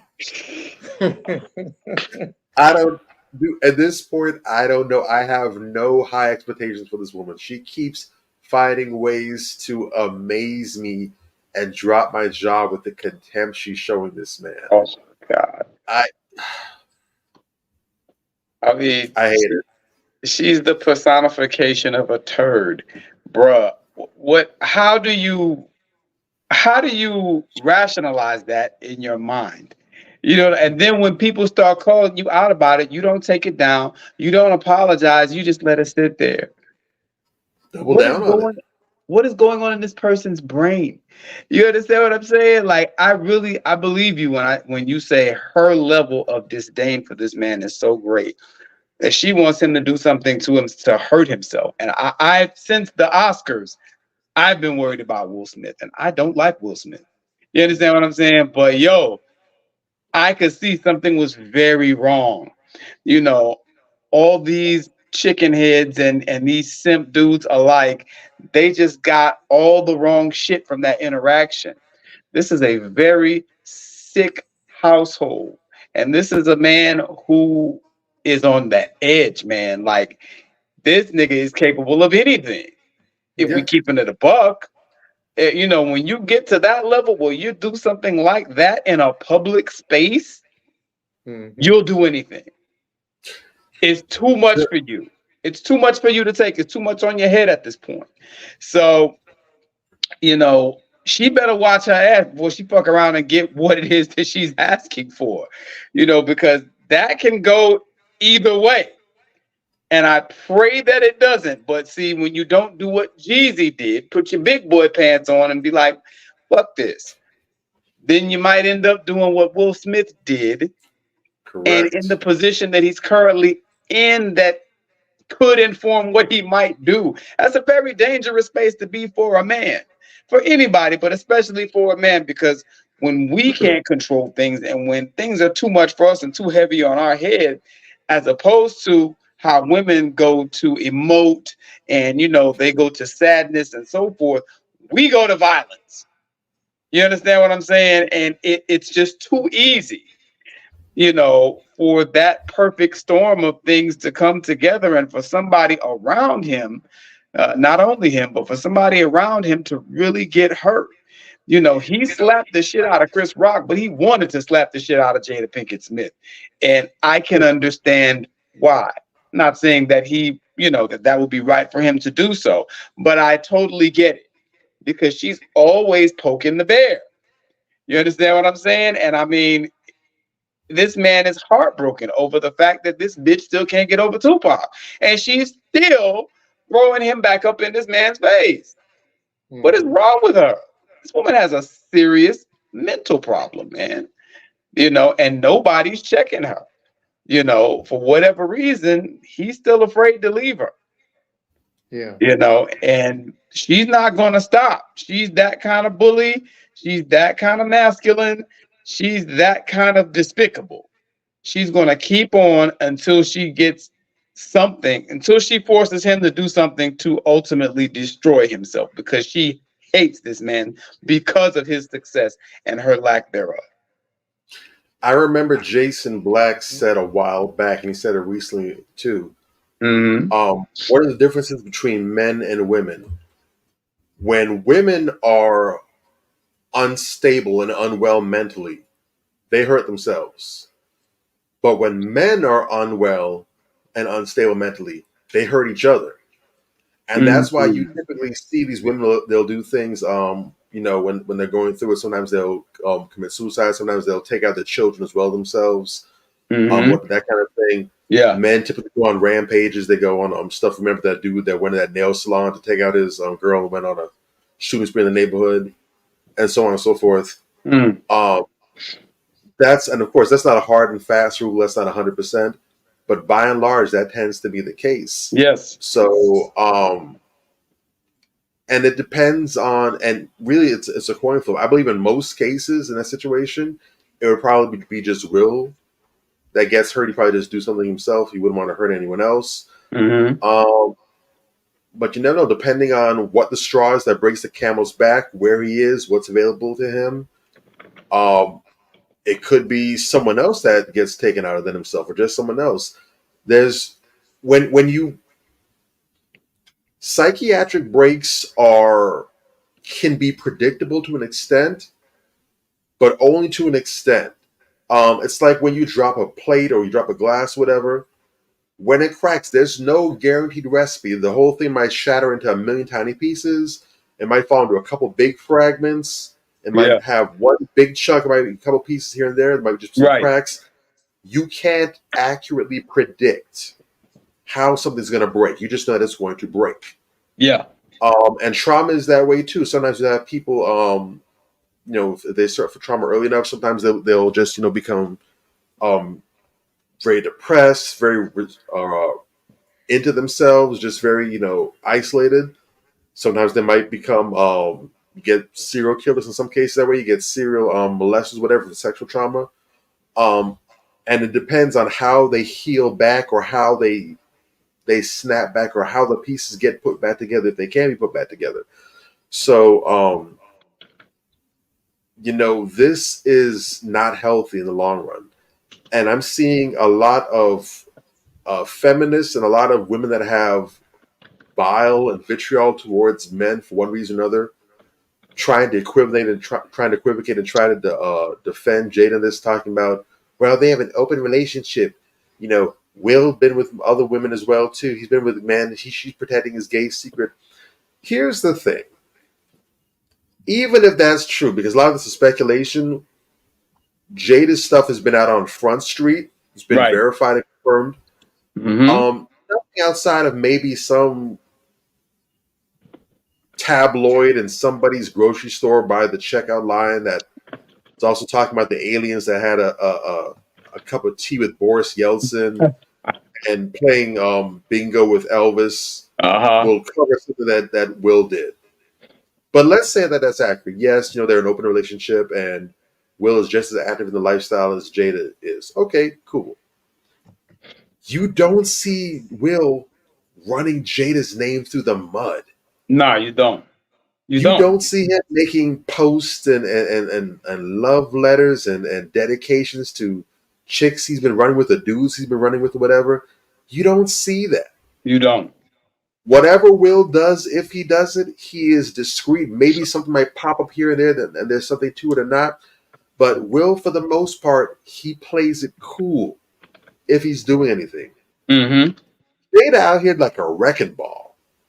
Yeah, she's disgusting. She wants the attention. She wants the eyeballs. She wants the clickbait. She wants the smoke. So it's two completely different dynamics. You could argue that in their arrangement, Will is respectful of his wife. Jada has no respect or regard for him whatsoever. None. So and I understand that some people have that dynamic. That's what they do. More power to them. Cool. I'm not here to speak for or against that. I'm here to talk about the disrespect, because no matter what relationship you might be having, who it's with, respect tends to run the same more or less across the board. And one thing I do know, especially when you're a high profile figure, running people's faces in the mud in that fashion, it ain't a good look. No, it's not. That's not a kink. And we remember up until this whole nonsense, up until really this whole red table talk popped up when Jada had a platform to publicly shame and humiliate Will like this. Up until then, Will's whole platform outside of movies was being a wholesome family man. He was inspirational, motivational. You know, he always had a positive word to give people. You know, he was very interactive with his fans, whatever. I haven't seen anything like that from Will since. Right. He's Real talk. Back. She has tainted and sabotaged his brand that he was building and establishing for himself now. Yeah. Will's brand now is trying to heal and recover enough before the next fuck up, and the next time he's getting slammed in the pavement. That's his brand now at this point. Yep. Yeah, I think it's really to the point where it's a disdain, you know, that you have to tolerate this. It's like, damn, it's not even me, and I feel sorry for the man, and I wouldn't even want to wish my enemy to go through some crap like that, much less to take that from your own wife. You know what I mean? So definitely, man, fellas, you guys in a situation like that, you gotta pick better, because there's a thing about it. Whether you have a child or you have a mate, whether you get married or whether you have a child, if you don't pick the right person, that moment of joy will end up being years of agony, pain, and resentment. Yes. You know, so you gotta make sure that you are choosing the right person, because it will be the determination of you living in peaceful and bliss versus living in hell and condemnation. I've seen it. I've watched different people go on both sides based on who they choose. Yeah. And the next person that I want to bring up is a prime example of that, because they too can either run some of your good mates out of the window. And this lady is notorious for doing it with her son. And I think, you know, it's so sad that him as a man, you know, we look at him and we see him and we say, you know, he's operating in a certain way, a certain fashion. But then when his mother appeared on Love and Hip Hop, now it makes sense why he's the way he is. And he actually had a conversation with her, basically voicing out his opinion, disdain, and he ended up crying. To see a thug dude sit back and cry because he is so mad at his mother for being so toxic, that a lot of the toxicity that his mother has displayed over the years end up being in him, and he portrays and pours that toxicity into the women he dealt with, and now he's trying to get his life on track and not be who his mother is, and is going a whole totally opposite direction, and is, you know, trying to get his life back on track with something that has been so ruined. And it's the hardest thing for a man to put a set boundary on his mother, especially when she doesn't go out there to get the help to realize how bad her toxic behavior is, that is destroying the people around her, including her son. So, you know, it came out, Mama D goes off on Bambi, says she's a bad parent ahead of the Love and Hip Hop premiere, right? What do you call it? Mama D was called narcissistic after Scrappy confronts her about his upbringing on Love and Hip Hop, right? So you guys know that Scrappy and Shay have been together and everything like that. Mama D has been letting fans know that she shares a close relationship with Shay Johnson, who's recently had her first child. She does not like being questioned about her involvement in Shay's life and about why she's assumed the role of the child's grandma, right? Even though they're not together, this lady's still so involved with this man's ex. So even if he tries to get rid of the ex, his mother still has an attachment to her, knowing that he has another woman that she doesn't like. So Mama D has been letting fans know that she shares a close attachment with Shay, but Mama D has accused her daughter-in-law, Bambi, of ruining her relationship with her son, Scrappy, and upset of being jealous of her friendship with Shay. Mama D informed her followers that Bambi was to blame for her son's decision to cut off communication. However, Scrappy let it be known that he did not appreciate how his mother has been treating his wife. Mama D continued to take shots at Bambi on VH1 show and kept the hits coming on social media. So I turn it over to you guys because that's too much toxicity. That shit's been going on for years. And I just want fellas to understand how even your own parents can be so toxic that it would drive out a good woman out of your household, out of your life as well. So you guys can go ahead and dial in on that and give us your feedback on that level. I don't really know much about this lady. I think I've seen her here or there, but what I've seen has all been bad. Whenever I see reality TV come on TV, I go out of my way to turn that shit off. I think it's idiot TV, and I don't see any value in it. So I don't know much about her, but what I do know, like I said, has all been bad. And off rip, when a man leaves a woman, why would you still be her BFF unless you wanted to start trouble? Yeah, that is something, and he should have checked that at the door. I would never allow that in my household. The fuck you mean you best friends with her or whatever? No, there's something called boundaries, and you know how I feel about boundaries. You understand what I'm saying? And that applies to your mama. That applies to everybody. If I had a mother like that, I probably wouldn't talk to her. You know what I'm saying? Because I'm so heavy on respect and boundaries, and like it doesn't matter who you are. She's just a despicable person from what I can see. You know what I'm saying? A despicable person who doesn't value herself and doesn't care about the image that her son has. Her son, she is not a celebrity. She's a nobody. And that's another thing. That these reality TV people, I don't value them at all. They don't have any skill set. They have no talent, no redeeming values. And I don't know why, as a society, we put so much stock. I understand why you're talking about it because you're making a larger point. But people, generally speaking, you know, anybody who has any proximity to a celebrity, people gravitate to them and fawn over them. And I just can't figure out why. This lady is a prime example of that. And this whole garbage culture that we have around this is a problem because most of the people who are around these folks, they go out of their way to ratchet up the ratchetness. My wife knows some people that are in a setting where they were approached about a reality show. I'll leave it at that. And, she was talking to me about how the people who were the producers on the show, would ask her, could she, did she have anybody that she didn't like? Did she have anybody she wanted to fight? They asked her to curse. My wife doesn't curse. You understand what I'm saying? Because they were trying to feel her out or create a persona for her to be part of these, reality TV show cast with all this toxicity. So I just want to speak to the toxicity therein, in and of that entity that is reality television. You know what I'm saying? That's not something that anybody's talking about.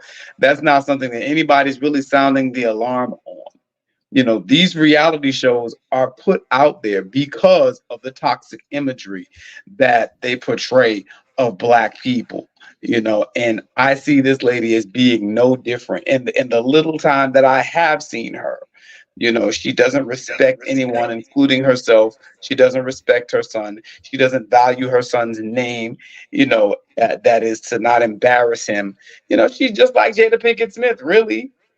It's the same woman, just a little older, and just the whole backstory. I don't know her, but I know her story. How you allow your son to be raised in a whorehouse? You understand? And then you can still walk outside your door every day and hold your head high. Fuck out of here, man. There's some people we just don't need to be listening to. Some people just need to sit the fuck down and not say anything. I'll land my plane there. I agree with you. Drake, you got something to say about Mama D? Similar to Major, I can't say too much about her because I really don't know much. I have never once watched a single episode of any of the Love and Hip Hops. Mm-hmm. While I will watch a reality TV show here and there, the reality TV that I do watch, it's not ratchet. It's not that nuts. I watch ones, and I even shared a clip with you guys before about the stuff that I do watch when I watch things. But I like to watch things that have some intelligence and some insight, even if there are some ratchet moments in it. I can't sit back and watch an overabundance of the nonsense. And if I feel it's going that direction, I'll turn it off real quick. It doesn't appeal to me. It doesn't engage me. So I can't speak to her too much. But what I will say is, for as long as Scrappy and them have been doing Love and Hip Hop or whatever, I've heard Mama D's name get brought up in conversation, seen whole posts and topics dedicated to her, whatever.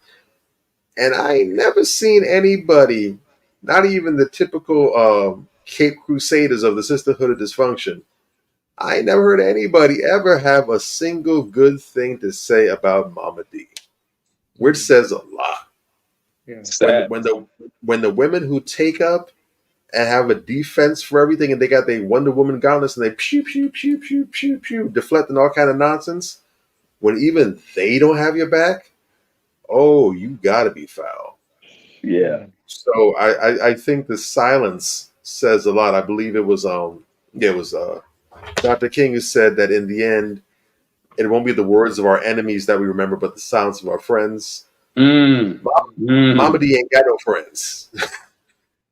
All I hear is crickets. I either hear criticism or crickets. So that to me says everything that I need to know about who she is. And yeah, she sounds as though she has a huge issue of turning her son into her Oedipus. She has an old son husband is what it sounds like. She sounds highly manipulative. I believe that the chick that he was with, that he got rid of or what have you, it sounds as though she was very manipulative. She went along with Mama D's program and was wreaking havoc in their household. And, once Scrappy did the right thing and booted this dysfunctional broad out the way and got someone who appears to be functional and healthy and isn't for the BS, now Mama D is trying to be manipulative and basically, join forces with the ex to wreak havoc with him. So this is just toxic womanhood overload on display. Real talk. This is where you get your conversation of the stereotypical monster-in-laws or what have you, or the classic in-laws from hell. This is where it comes from. This is what looks like in modern sense. I haven't heard those terms in a while, but this is one of the avenues that it looks like and it could take the form of. Yeah. So this is just this should be a reminder for those people who do watch Love and Hip Hop or keep up with this. This should be, like in most cases, a gut check. Do I find myself reflected in any of these people? Do any of these situations sound like my situation? Am I doing this to my child? Do I deal with an in-law like this? Is my parent behaving this way? Right. What have you? Situations like this, if you want to get some value out of it, start taking a look at it and don't just sit back and just tune out and just, drop your jaw, eyes wide open with the flies coming in and out of your mouth. Actually take these things, and while you're being entertained, make it count and say, hey, does any of this reflect in my life? What lessons can I learn from this, and can I use in my own life? Make it work for you. Don't just sit back and give these people ratings and get them paper while you get nothing from it, but reduced IQ. Yeah, definitely. That's all. And it's just so crazy that, like I say, you guys got to understand who you got to put boundaries on. It hurts to put it on your loved ones, but it's very necessary because it'll protect you in the long run. We're gonna go to a little. No, you know what? Let me go to the last one for the night. All right, our toxic woman of the night. We had to save this for the last one. So what you're seeing here is on the left is Kirk Franklin's mother, biological mother. and Kurt Franklin's biological auntie. They're sisters. So I want you guys to listen to this real quick, all right? 100%? How's that possible? It's not. Baby, I can swear on my dead mother's grave, Rick Hubbard is not your father. I don't know what happened, how this paternity test. All right, so it goes to say she don't know how this paternity test came up with that answer of being 99.9% this man's child. When you look at Kurt Franklin and you look at his father, you can see the nose is there and the ears are there. They're identical with the nose and ears. Off rip, you can look at that and say, yes, it says 99%, and you look at those two features and you're like, yes, that's it. You know, but for her to sit here and tell her son that after he did 2 tests, remember, this wasn't just one, he did 2 tests, and both of them came back 99% saying that his father was the man that somebody else said, you know what, you look kind of like that guy. And they were dealing with each other back in the day. And for him to hear that and then come around and ask his mother, not once, but twice, to be real with me. And your mother looks at the report with her sister, and her sister is just as toxic, and said to her, I don't know how this is possible. This is what the sister says. And then the mother sits back and says, son, I can tell you on my dead mother's grave, which is your grandmother's grave. Wow. That she sat there and lied on your grandmother's grave, another insult to injury, and tell you that this test is not correct. That woman should have rose above the earth like the Thriller music video and just slapped the cat piss out of her for that. I mean, bruh, I'll let you guys not. I mean, that's just sick, bro. That's sick. This bitch is still lying. You done had 2 damn paternity tests come back on your ass. First off, right? Shooter say he know how it happened. What up, Shooter? I know how it happened too. You was bouncing on dicks. That's what it is. At the end of the day, you got pregnant like everybody. That's just what it is. You dig? I'm just saying.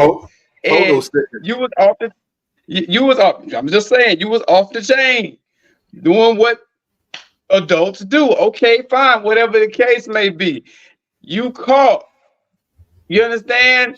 You'd have been caught 10 times over, and you sitting up there. You still lying. Your lying ass. Your son is looking for some closure. He's looking for some healing. And instead of focusing on that and being the bigger person, stepping outside of your sorry ass self, who you are.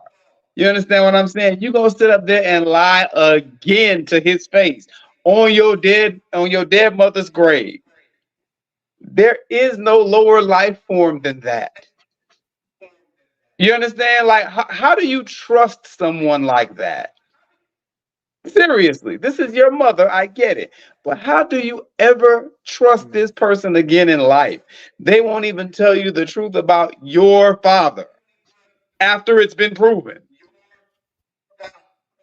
And I have no words. I have no words. That just took the cake right there. And for a lot of sisters who wonder why it is that a lot of brothers have difficulty trusting women.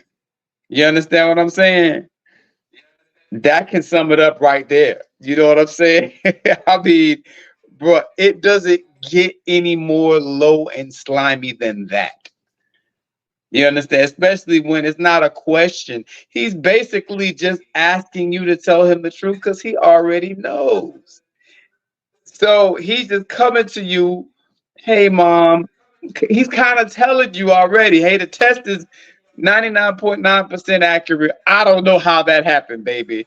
I swear to you on my mama's grave that I wasn't bobbing on this dick. Stop. Just stop. You know what I'm saying? Like, look, at the end of the day, everybody got a path.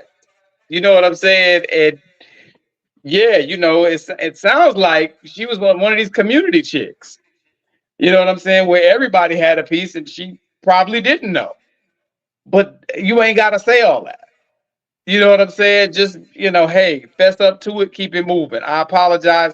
See, that's the problem I have with people like that. When we're talking about toxicity, you toxic people out there, one of your worst toxic traits. I had a conversation with a family member this week, and this person asked me, what's so bad about me?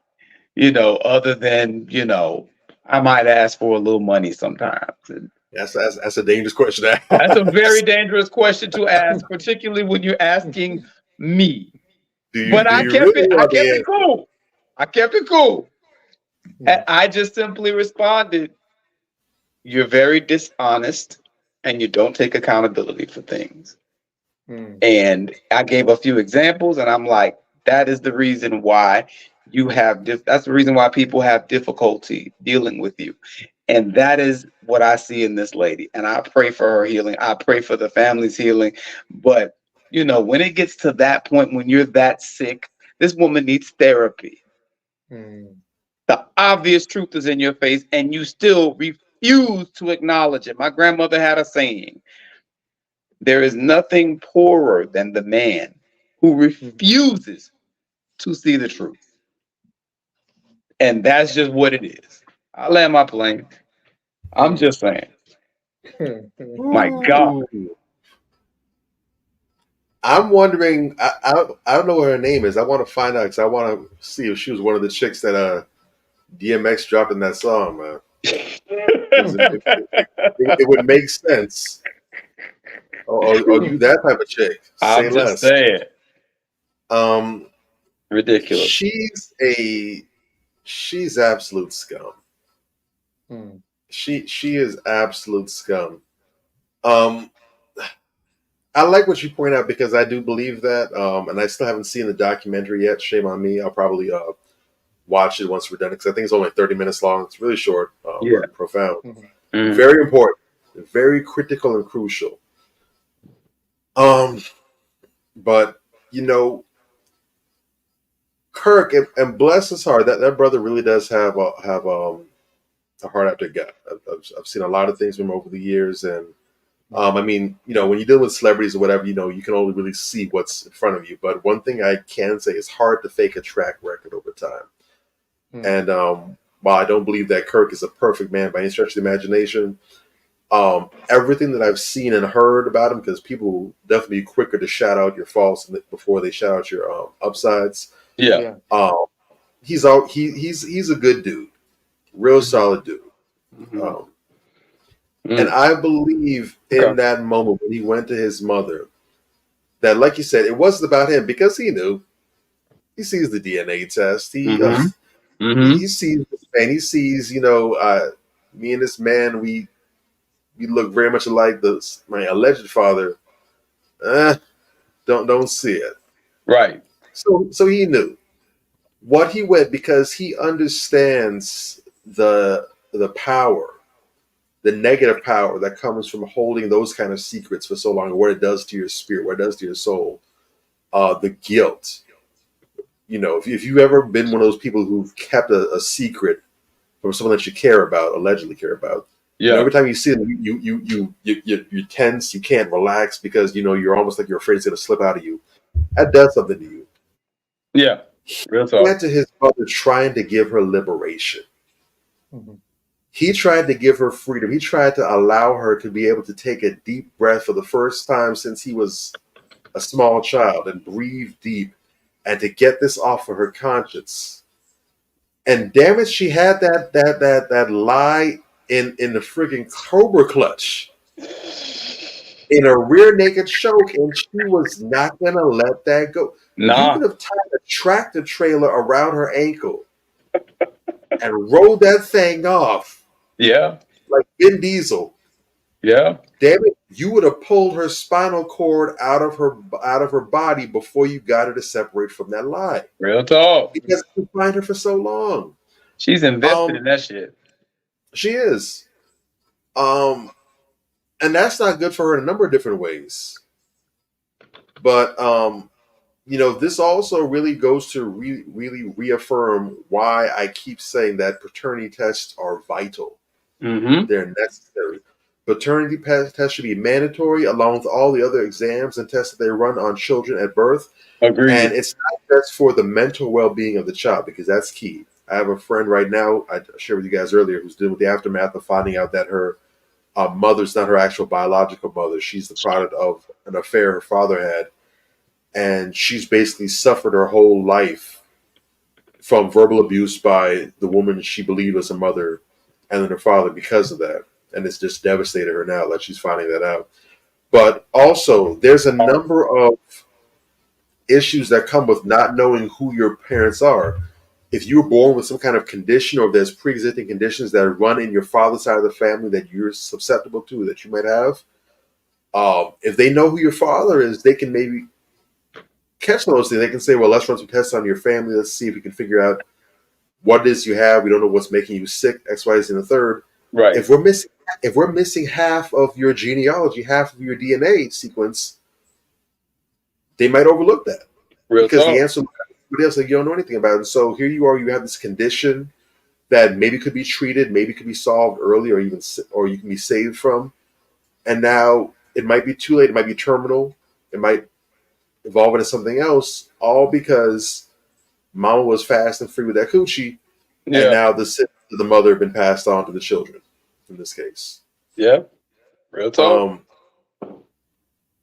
It's not worth it. And I hear some women who do these things and they try to put it off as though, well, they're doing it for their child's well-being. No, you're not. You're doing it because you're trying to save face. Yep. Exactly. You're doing it because you're embarrassed. You're ashamed. You should have been ashamed before you got down the way you were getting down. That's another story. But in this moment, the greatest, loving, most parental thing you can do would be to come clean with your child. And if they hate you, they hate you. That's fine. But that's their right. You do not have the right to deceive your child that you say that you love and keep the truth from them and hurt them in that fashion. Because what's done in the dark will come to the light. And if you're waiting for you to die before your child finds out, so you don't have to face the shame and the confrontation that they're entitled to, you're nothing but a bottom-feeding coward. Real shit. Real talk. You want to call yourself an adult? You mess like an adult? Then damn it, you clean up like an adult. That's what she was counting on. Taking that shit to her grave. That's what she was counting on. If your child wants to hate you for your actions, let your child hate you. They have that right. Yeah. You don't have the right to rob them of that. Exactly. But just to close, I'm glad that Kirk did find out the truth, and I'm glad he was able to actually find his father and reconnect before his father passed or something else, and they were never able to have that moment. That's a whole lifetime lost. Yeah. But hopefully they can make the time that they have with each other now count, and make that mean something. So real talk. That's right. Yeah. So with that being said, we definitely, I just want to point out two things for a video. I just want to show you guys a video real quick. How much longer do you think you're going to be a prostitute? As long as people buy this.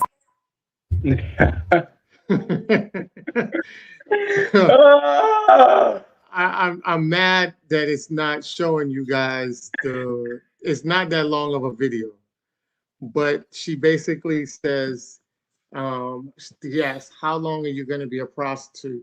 And she says, as long as they buy this pussy, I'm going to sell this pussy. And there's a white correction officer guy that's like this. He's like, oh gosh. God. Jesus. All right. So I want you guys, I played that because I'm addicted to the game. I played that because, like I said, I want men and women to stop being so reckless. You know, when you're reckless out there, you end up giving your stuff away to a dude who looked like this. You see what I'm saying? And then you wake up the next day and you're pregnant by a dude who look like this, and then your child end up coming out looking like this, you know? So you don't want to be reckless with that sense of behavior. And I just want to commend all the women out there that's out here pushing back. We need more women to push back, even though it feels lonely. It feels like they talk crap about you being a pick me and all that. Please push back. Listen to this woman. And this whole narrative that's being pushed that all black women are so hypersexual because every time you cut on your radio, every time you cut on your TV, all you see is these over hypersexual black women. That is bad. That is bad. And y'all don't understand what that can lead to. The same way promoting thugs and criminals hurt black men because it led to a stereotype of making people believe that all black men were that, is the same way this will hurt black women and making people believe that we are all over hypersexual, right? And you don't even see the bigger picture, but it's very much problematic. No other community uplifts the worst of their community. You will never see non-black women uplift trailer park trash and allow women who trailer park trash to be the face of them. You'll never let them see them tarnish their image that way, right? But not us. Not us. We'll let Pookeisha get the limelight. We'll support it. We'll get behind it. We'll sing the trash music. We'll stream the trash music. We'll repost the trash music. We think it's funny, right? We think it's funny until you see the results that come from it. When you see the trickle down effect of what comes from promoting that image of the person, of the people that you are. All right. So sister, said some words that was real powerful. And I appreciate everybody that was out here doing what they need to do to make sure that we instill that our peoples are out here being perceived in a great light, because you don't understand the propaganda that comes behind it. Like she said, the image is everything. And just to prove to you that image is everything, remember, this guy killed Kane in Menace to Society. He raped Ebony on Players Club, got Jada Pinkett's brother killed on the set, on Set It Off. And dog I wouldn't even trust this dude in real life. And that says a lot for somebody to write that, because image is everything. Image is everything. That's why we don't like the little kid from Power, right? We don't like Tariq from Power. Oh, I hate him. I hate that little bastard. Yeah. There's certain individuals you look at that you just don't like. You're like, God, I'm so sick and tired of that person. I can't. I just hate it. That's powerful propaganda. And you got to understand how powerful image is. So that's why we did this show tonight, Toxic Femininity. I wanted you guys to understand. I want to see if this video will play real quick, because this would definitely would end off our night before we get into the next. Let's see if this would play. No, it didn't. What I wanted to show you guys was the video of Rizza Islam. Toxic masculinity and toxic femininity really isn't a thing. It is. We use toxic femininity tonight because you guys understand it from toxic masculinity. There is no such thing as toxic masculinity, because masculinity protects you. Masculinity provides that added provision and making sure that the necessity is of keeping the elements in our community versus the bullshit coming in it. Masculinity protects that. It gives you that boundary. Toxic femininity, feminine origin. There's nothing toxic about feminine origin. Every woman should be living and basking in their divine femininity. You should not be divine and in no feminist crap, and you damn sure ain't supposed to be toxic. So toxic femininity and toxic masculinity, the prime narrative of that is toxic individuals. It's toxic. Not masculinity, not femininity, toxic people. That's who you need to be aware of, stay away from, and live your life basking around positive individual people. If you're toxic and find yourself toxic, seek help. We gave you guys our our therapists on here. You guys could go back and look at that episode, get the number, contact, and get help. We want to basically eradicate all the negativity and all the foul shit that's been plaguing our community, and we have to do that. So with that being said, we're going to definitely go on to our last segment, which is Crown Check for the night. And because we're talking about women tonight, I felt like we needed to bring up somebody that can be relatable to all the women, right? So who know better than this woman right here? Do y'all know who this woman is? I do not. Okay, so this woman is Anna M. Mangan, right? And if for y'all that don't know who she is, she's an inventor, right? And she invented this device. Okay. Right?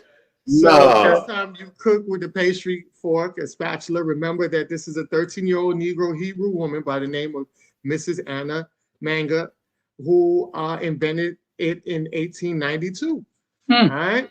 Okay. So definitely wanted to give her a shout out for being a young pioneer, an entrepreneur, and an inventor at a very young age. And you know, just to give a little bit more history to it, made a major contribution to everyday domestic household needs in the 19th century. Her invention was the pastry fork. To hear Andrew Mangan tell it, his wife first came up with this concept of the simplified manner of making pastry by an improvement of the pastry fork, and then in there described it to him.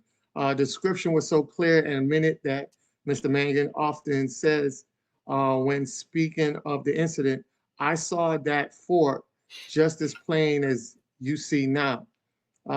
He went out to his tool shed and whittled a prototype of the fork out of yellow pine. Once Anna approved the model, Andrew had a more substantive model of fork made, first from iron and then from white metal. And she received the patent for the pastry fork in March 1st, 1982.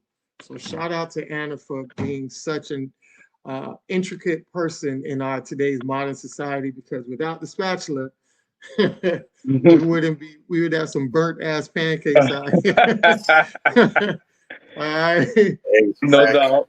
Shout out to her and all the other female inventors. Yes, that's I really respect that selection, because females often get overlooked for their contributions to society, the things that they came up with, the things that they invented, and so forth and so on. Yeah. I think that's a great selection. I think that you know, you really reaching out to the sisters and showing that we see them in all facets, you know, as inventors, as well as, you know, supporters, as well as, you know, CEOs, entrepreneurs. I've seen, we've done just about everything involving the sisters. All walks of life.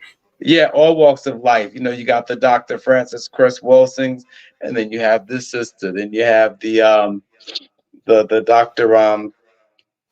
I'm sorry, I forget the other lady's name. You have the Phyllis Wheatleys and whatever. You know, there's a good mixture, is what I'm saying, of the type of women that we're doing on the Crown Checks, and I love it. I think that's a great thing, because, you know, there may be some sisters out there who have inventions that, you know, they want to bring to the fold, and they're scared to do it. You know, this might give them the courage. You dig? So that's what's up. Shout out to her. And a lot of us, we don't know, you know, the contributions that our sisters have made, you know, and the things that they've invented. You know, it often goes overlooked. So shout out to you for that selection, and shout out to that sister for her contribution. Respect. Yeah, and as for the topic, real quick, for the topic, toxic femininity, so to speak. I like the way that you went back over that. There is no such thing as real, actual toxic femininity, but toxicity within, you know, the specific group that you're discussing. And we happen to be discussing females tonight. Sisters, my thing is this, and I talk to a good many sisters about this. Like you said, we need more sisters out there being more vocal about the toxicity that we see among women. You know, that is what is going to usher in change. A lot of sisters, when I talk to them about this, and some that I outright check about this, there's sisters out there that I respect, that I talk to, and I check them about this. You see this going, you see that going on, you know better. How come you don't say nothing? You know what I'm saying? Because you need to be out there getting involved and saying something, because if you're not, that's the reason why we have these problems. We have the Sukihanas and the Sexy Red because we didn't check Lil Kim. Let's keep it a buck. You understand what I'm saying? And then that evolved into Trina. That evolved into, you know, pick any I'm a Ho rapper and name. You understand what I'm saying? That's why we have them, because, you know, you're not doing your job checking them. You know, you shouldn't be letting these women go out here, wear your uniform and behaving this way. You shouldn't be allowing that. Because when these dudes get out here and they start doing this buster shit, I got something to say. And I'm very harsh. I'm very critical. I don't coddle and make excuses for them. And there are a few sisters. One in particular comes to mind that I've had a few conversations about this with. You know, I know that it's in a woman's nature to be nurturing and all that shit, right? But you're not helping these women when you make up these ridiculous excuses for the way they behave and you don't check that shit. You understand? When you go out here and you still keep supporting them, buying their concert tickets, reposting their you know, their memes and their interviews, and even talking like them. Why are you a 50-year-old woman running around talking about, oh, what the fuck is wrong with you? What is wrong with, like, serious, real talk? I mean, people just, their head and their ass are inverted a lot of times, man. Like, this the stupid shit they do. You know, you have to learn to act your damn age. You know what I'm saying? And when you see the bullshit, it's incumbent upon you as somebody with sense, enough sense to know better, to say something and check that shit. And you got younger sisters watching you. I'm going to end on this. I tagged some sisters in this comment. Y'all remember this comment that I got on my page? A young sister that I used to mentor back in school said to me, I come to you, or used to, she doesn't talk to me that much no more, but I used to come to you, and I really appreciate you being there, because when I went to older women and asked for advice, they always gave me bullshit. I felt like they were sabotaging me. That's how the younger women with sense see y'all old heifers. Tighten up.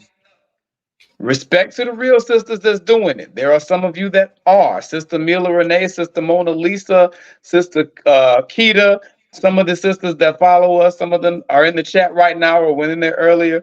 They come to mind immediately. Sister Danielle, you know what I'm saying? These are some sharp sisters. I really, really respect what they're doing. There's some others whose heart is in the right place, but your actions need to catch up with what your heart is doing. Just feeling away ain't doing shit. You ain't moving the needle. You ain't helping nobody. And I'll land my plane there. Well said. Yeah. 100, about 200. Yeah. The long and short of it is there needs to be a reckoning. This is not sustainable. We can't have this. And I like that connection that you drew before, Major, about how when the whole premise was out that, you know, that black men are thugs, that black men are dangerous. Shout out to Hillary Clinton and the Super Predators comment, what have you.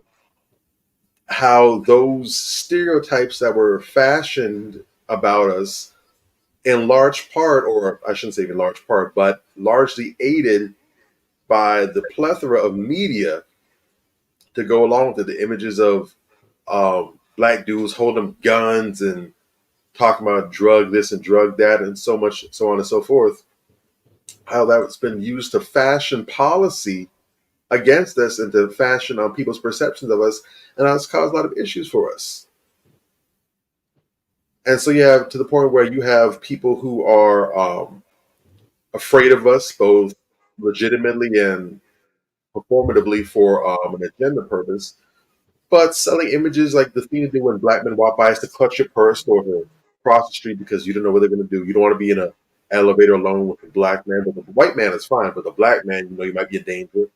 These are issues that to this day still dog us, even with an abundance of evidence showing that it's nonsense, it's not necessary. You sisters who don't understand that you're not immune to this, you're getting it too. There's a lot of these men that aren't black that look at you as party favors. Mm-hmm. Shit, even the black ones. And you'll see that there. I saw it today now. Mm-hmm. I think it's been all but confirmed now. There was footage of them leaving Arrowhead Stadium in Arizona together. But there was. I remember when Travis Kelce got with his black girlfriend at the time who was living with. I remember a whole bunch of sisters cheering and celebrating. Yeah, yes, yes. They were applauding it. This very stylish white boy who's an NFL player, right? Conducts himself in the way that a lot of black men stereotypically do, or what have you.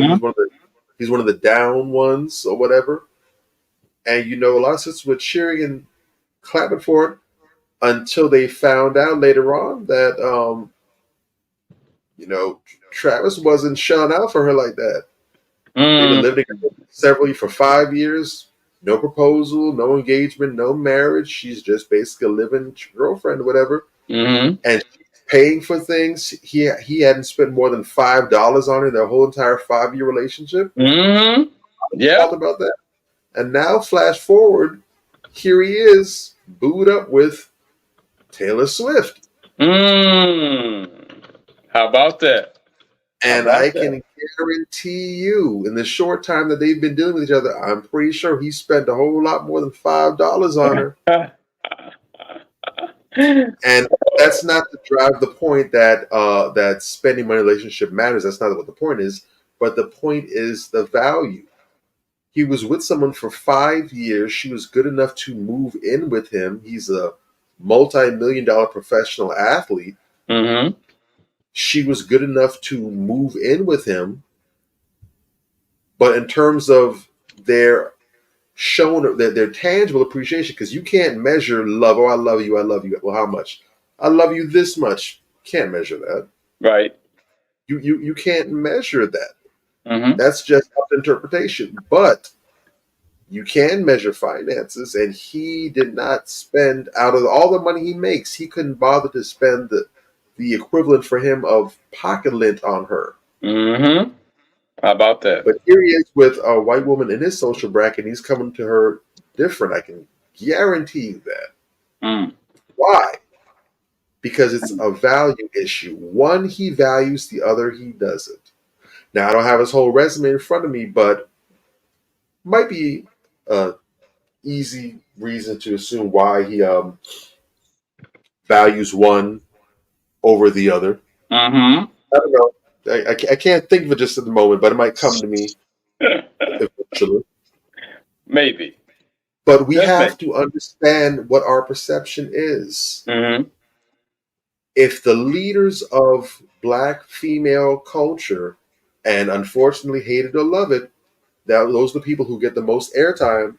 If the leaders of black female culture are hoes, if I want to get an idea of black society, and don't tell me that I shouldn't look there, because these people are influencing the globe. They're influencing global culture. They got multi-billion-dollar corporations using their music, their image, their likeness, their terminology and talking points to be relevant. So don't tell me that it doesn't matter. Yes.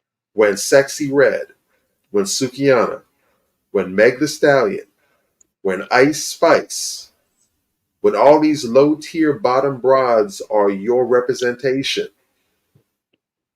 you'll begin to receive the treatment that they're receiving, and not just from black men, but from other people as well. Mm-hmm. Up until a few years ago, black men had legislation being passed on them in their own neighborhoods where they could be fined for having their pants sagging. How about some places that's still a thing. How much longer is it going to take at this rate for legislation that gets passed in black neighborhoods against black women for the things that they do? You got to think. You have to use this. Mm-hmm. Even if that wasn't the factor, however, we should still be very, very protective and aggressive when it comes to gatekeeping our image. These people should not be our spokespeople, but they are our spokespeople because we keep supporting them.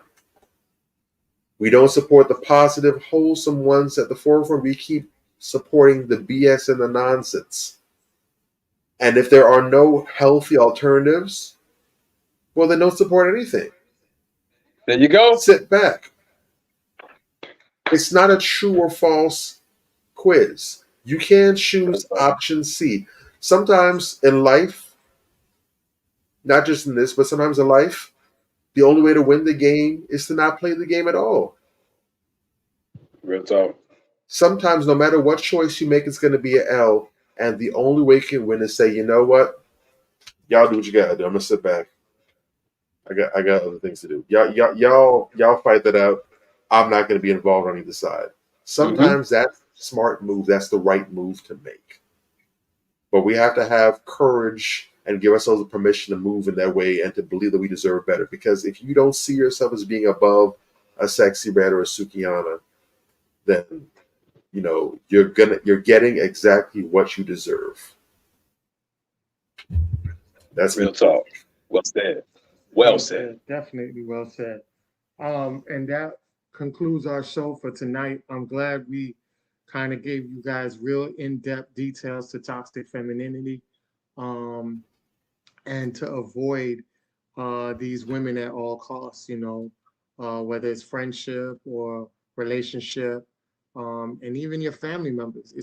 It's okay when you reach a certain age to leave up out your toxic family member's house and distance yourself. It will work out better for you in the long run when you can have that cushion of distance to deal with somebody toxic who doesn't want to take the extra time to go get healed. All right, so it will definitely help you guys to avoid these people as much as possible, and I promise you that your life will flourish and you'll be happy and enjoying life to the fullest. All right. With that being said, next week we will not be on here next week because it's my birthday weekend. I'm going to be flying out of town, but we will be back the following weekend, and definitely have a good lineup for you guys coming up. Yeah. And I appreciate you guys for everything y'all do, and the constant love and feedback, and we really are gracious about it.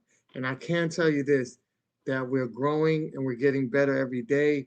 And trust me, what we got for you guys in the future is phenomenal, man. So enjoy the ride, sit back, and I promise you're going to come to the promised land with us, just like Dr. King said.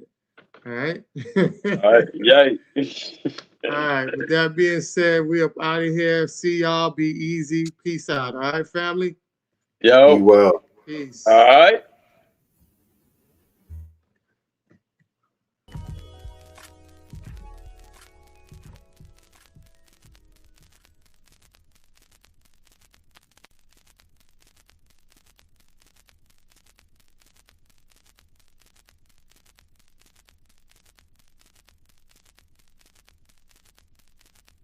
On the album, we do things like songs that are a little, what we call sexy.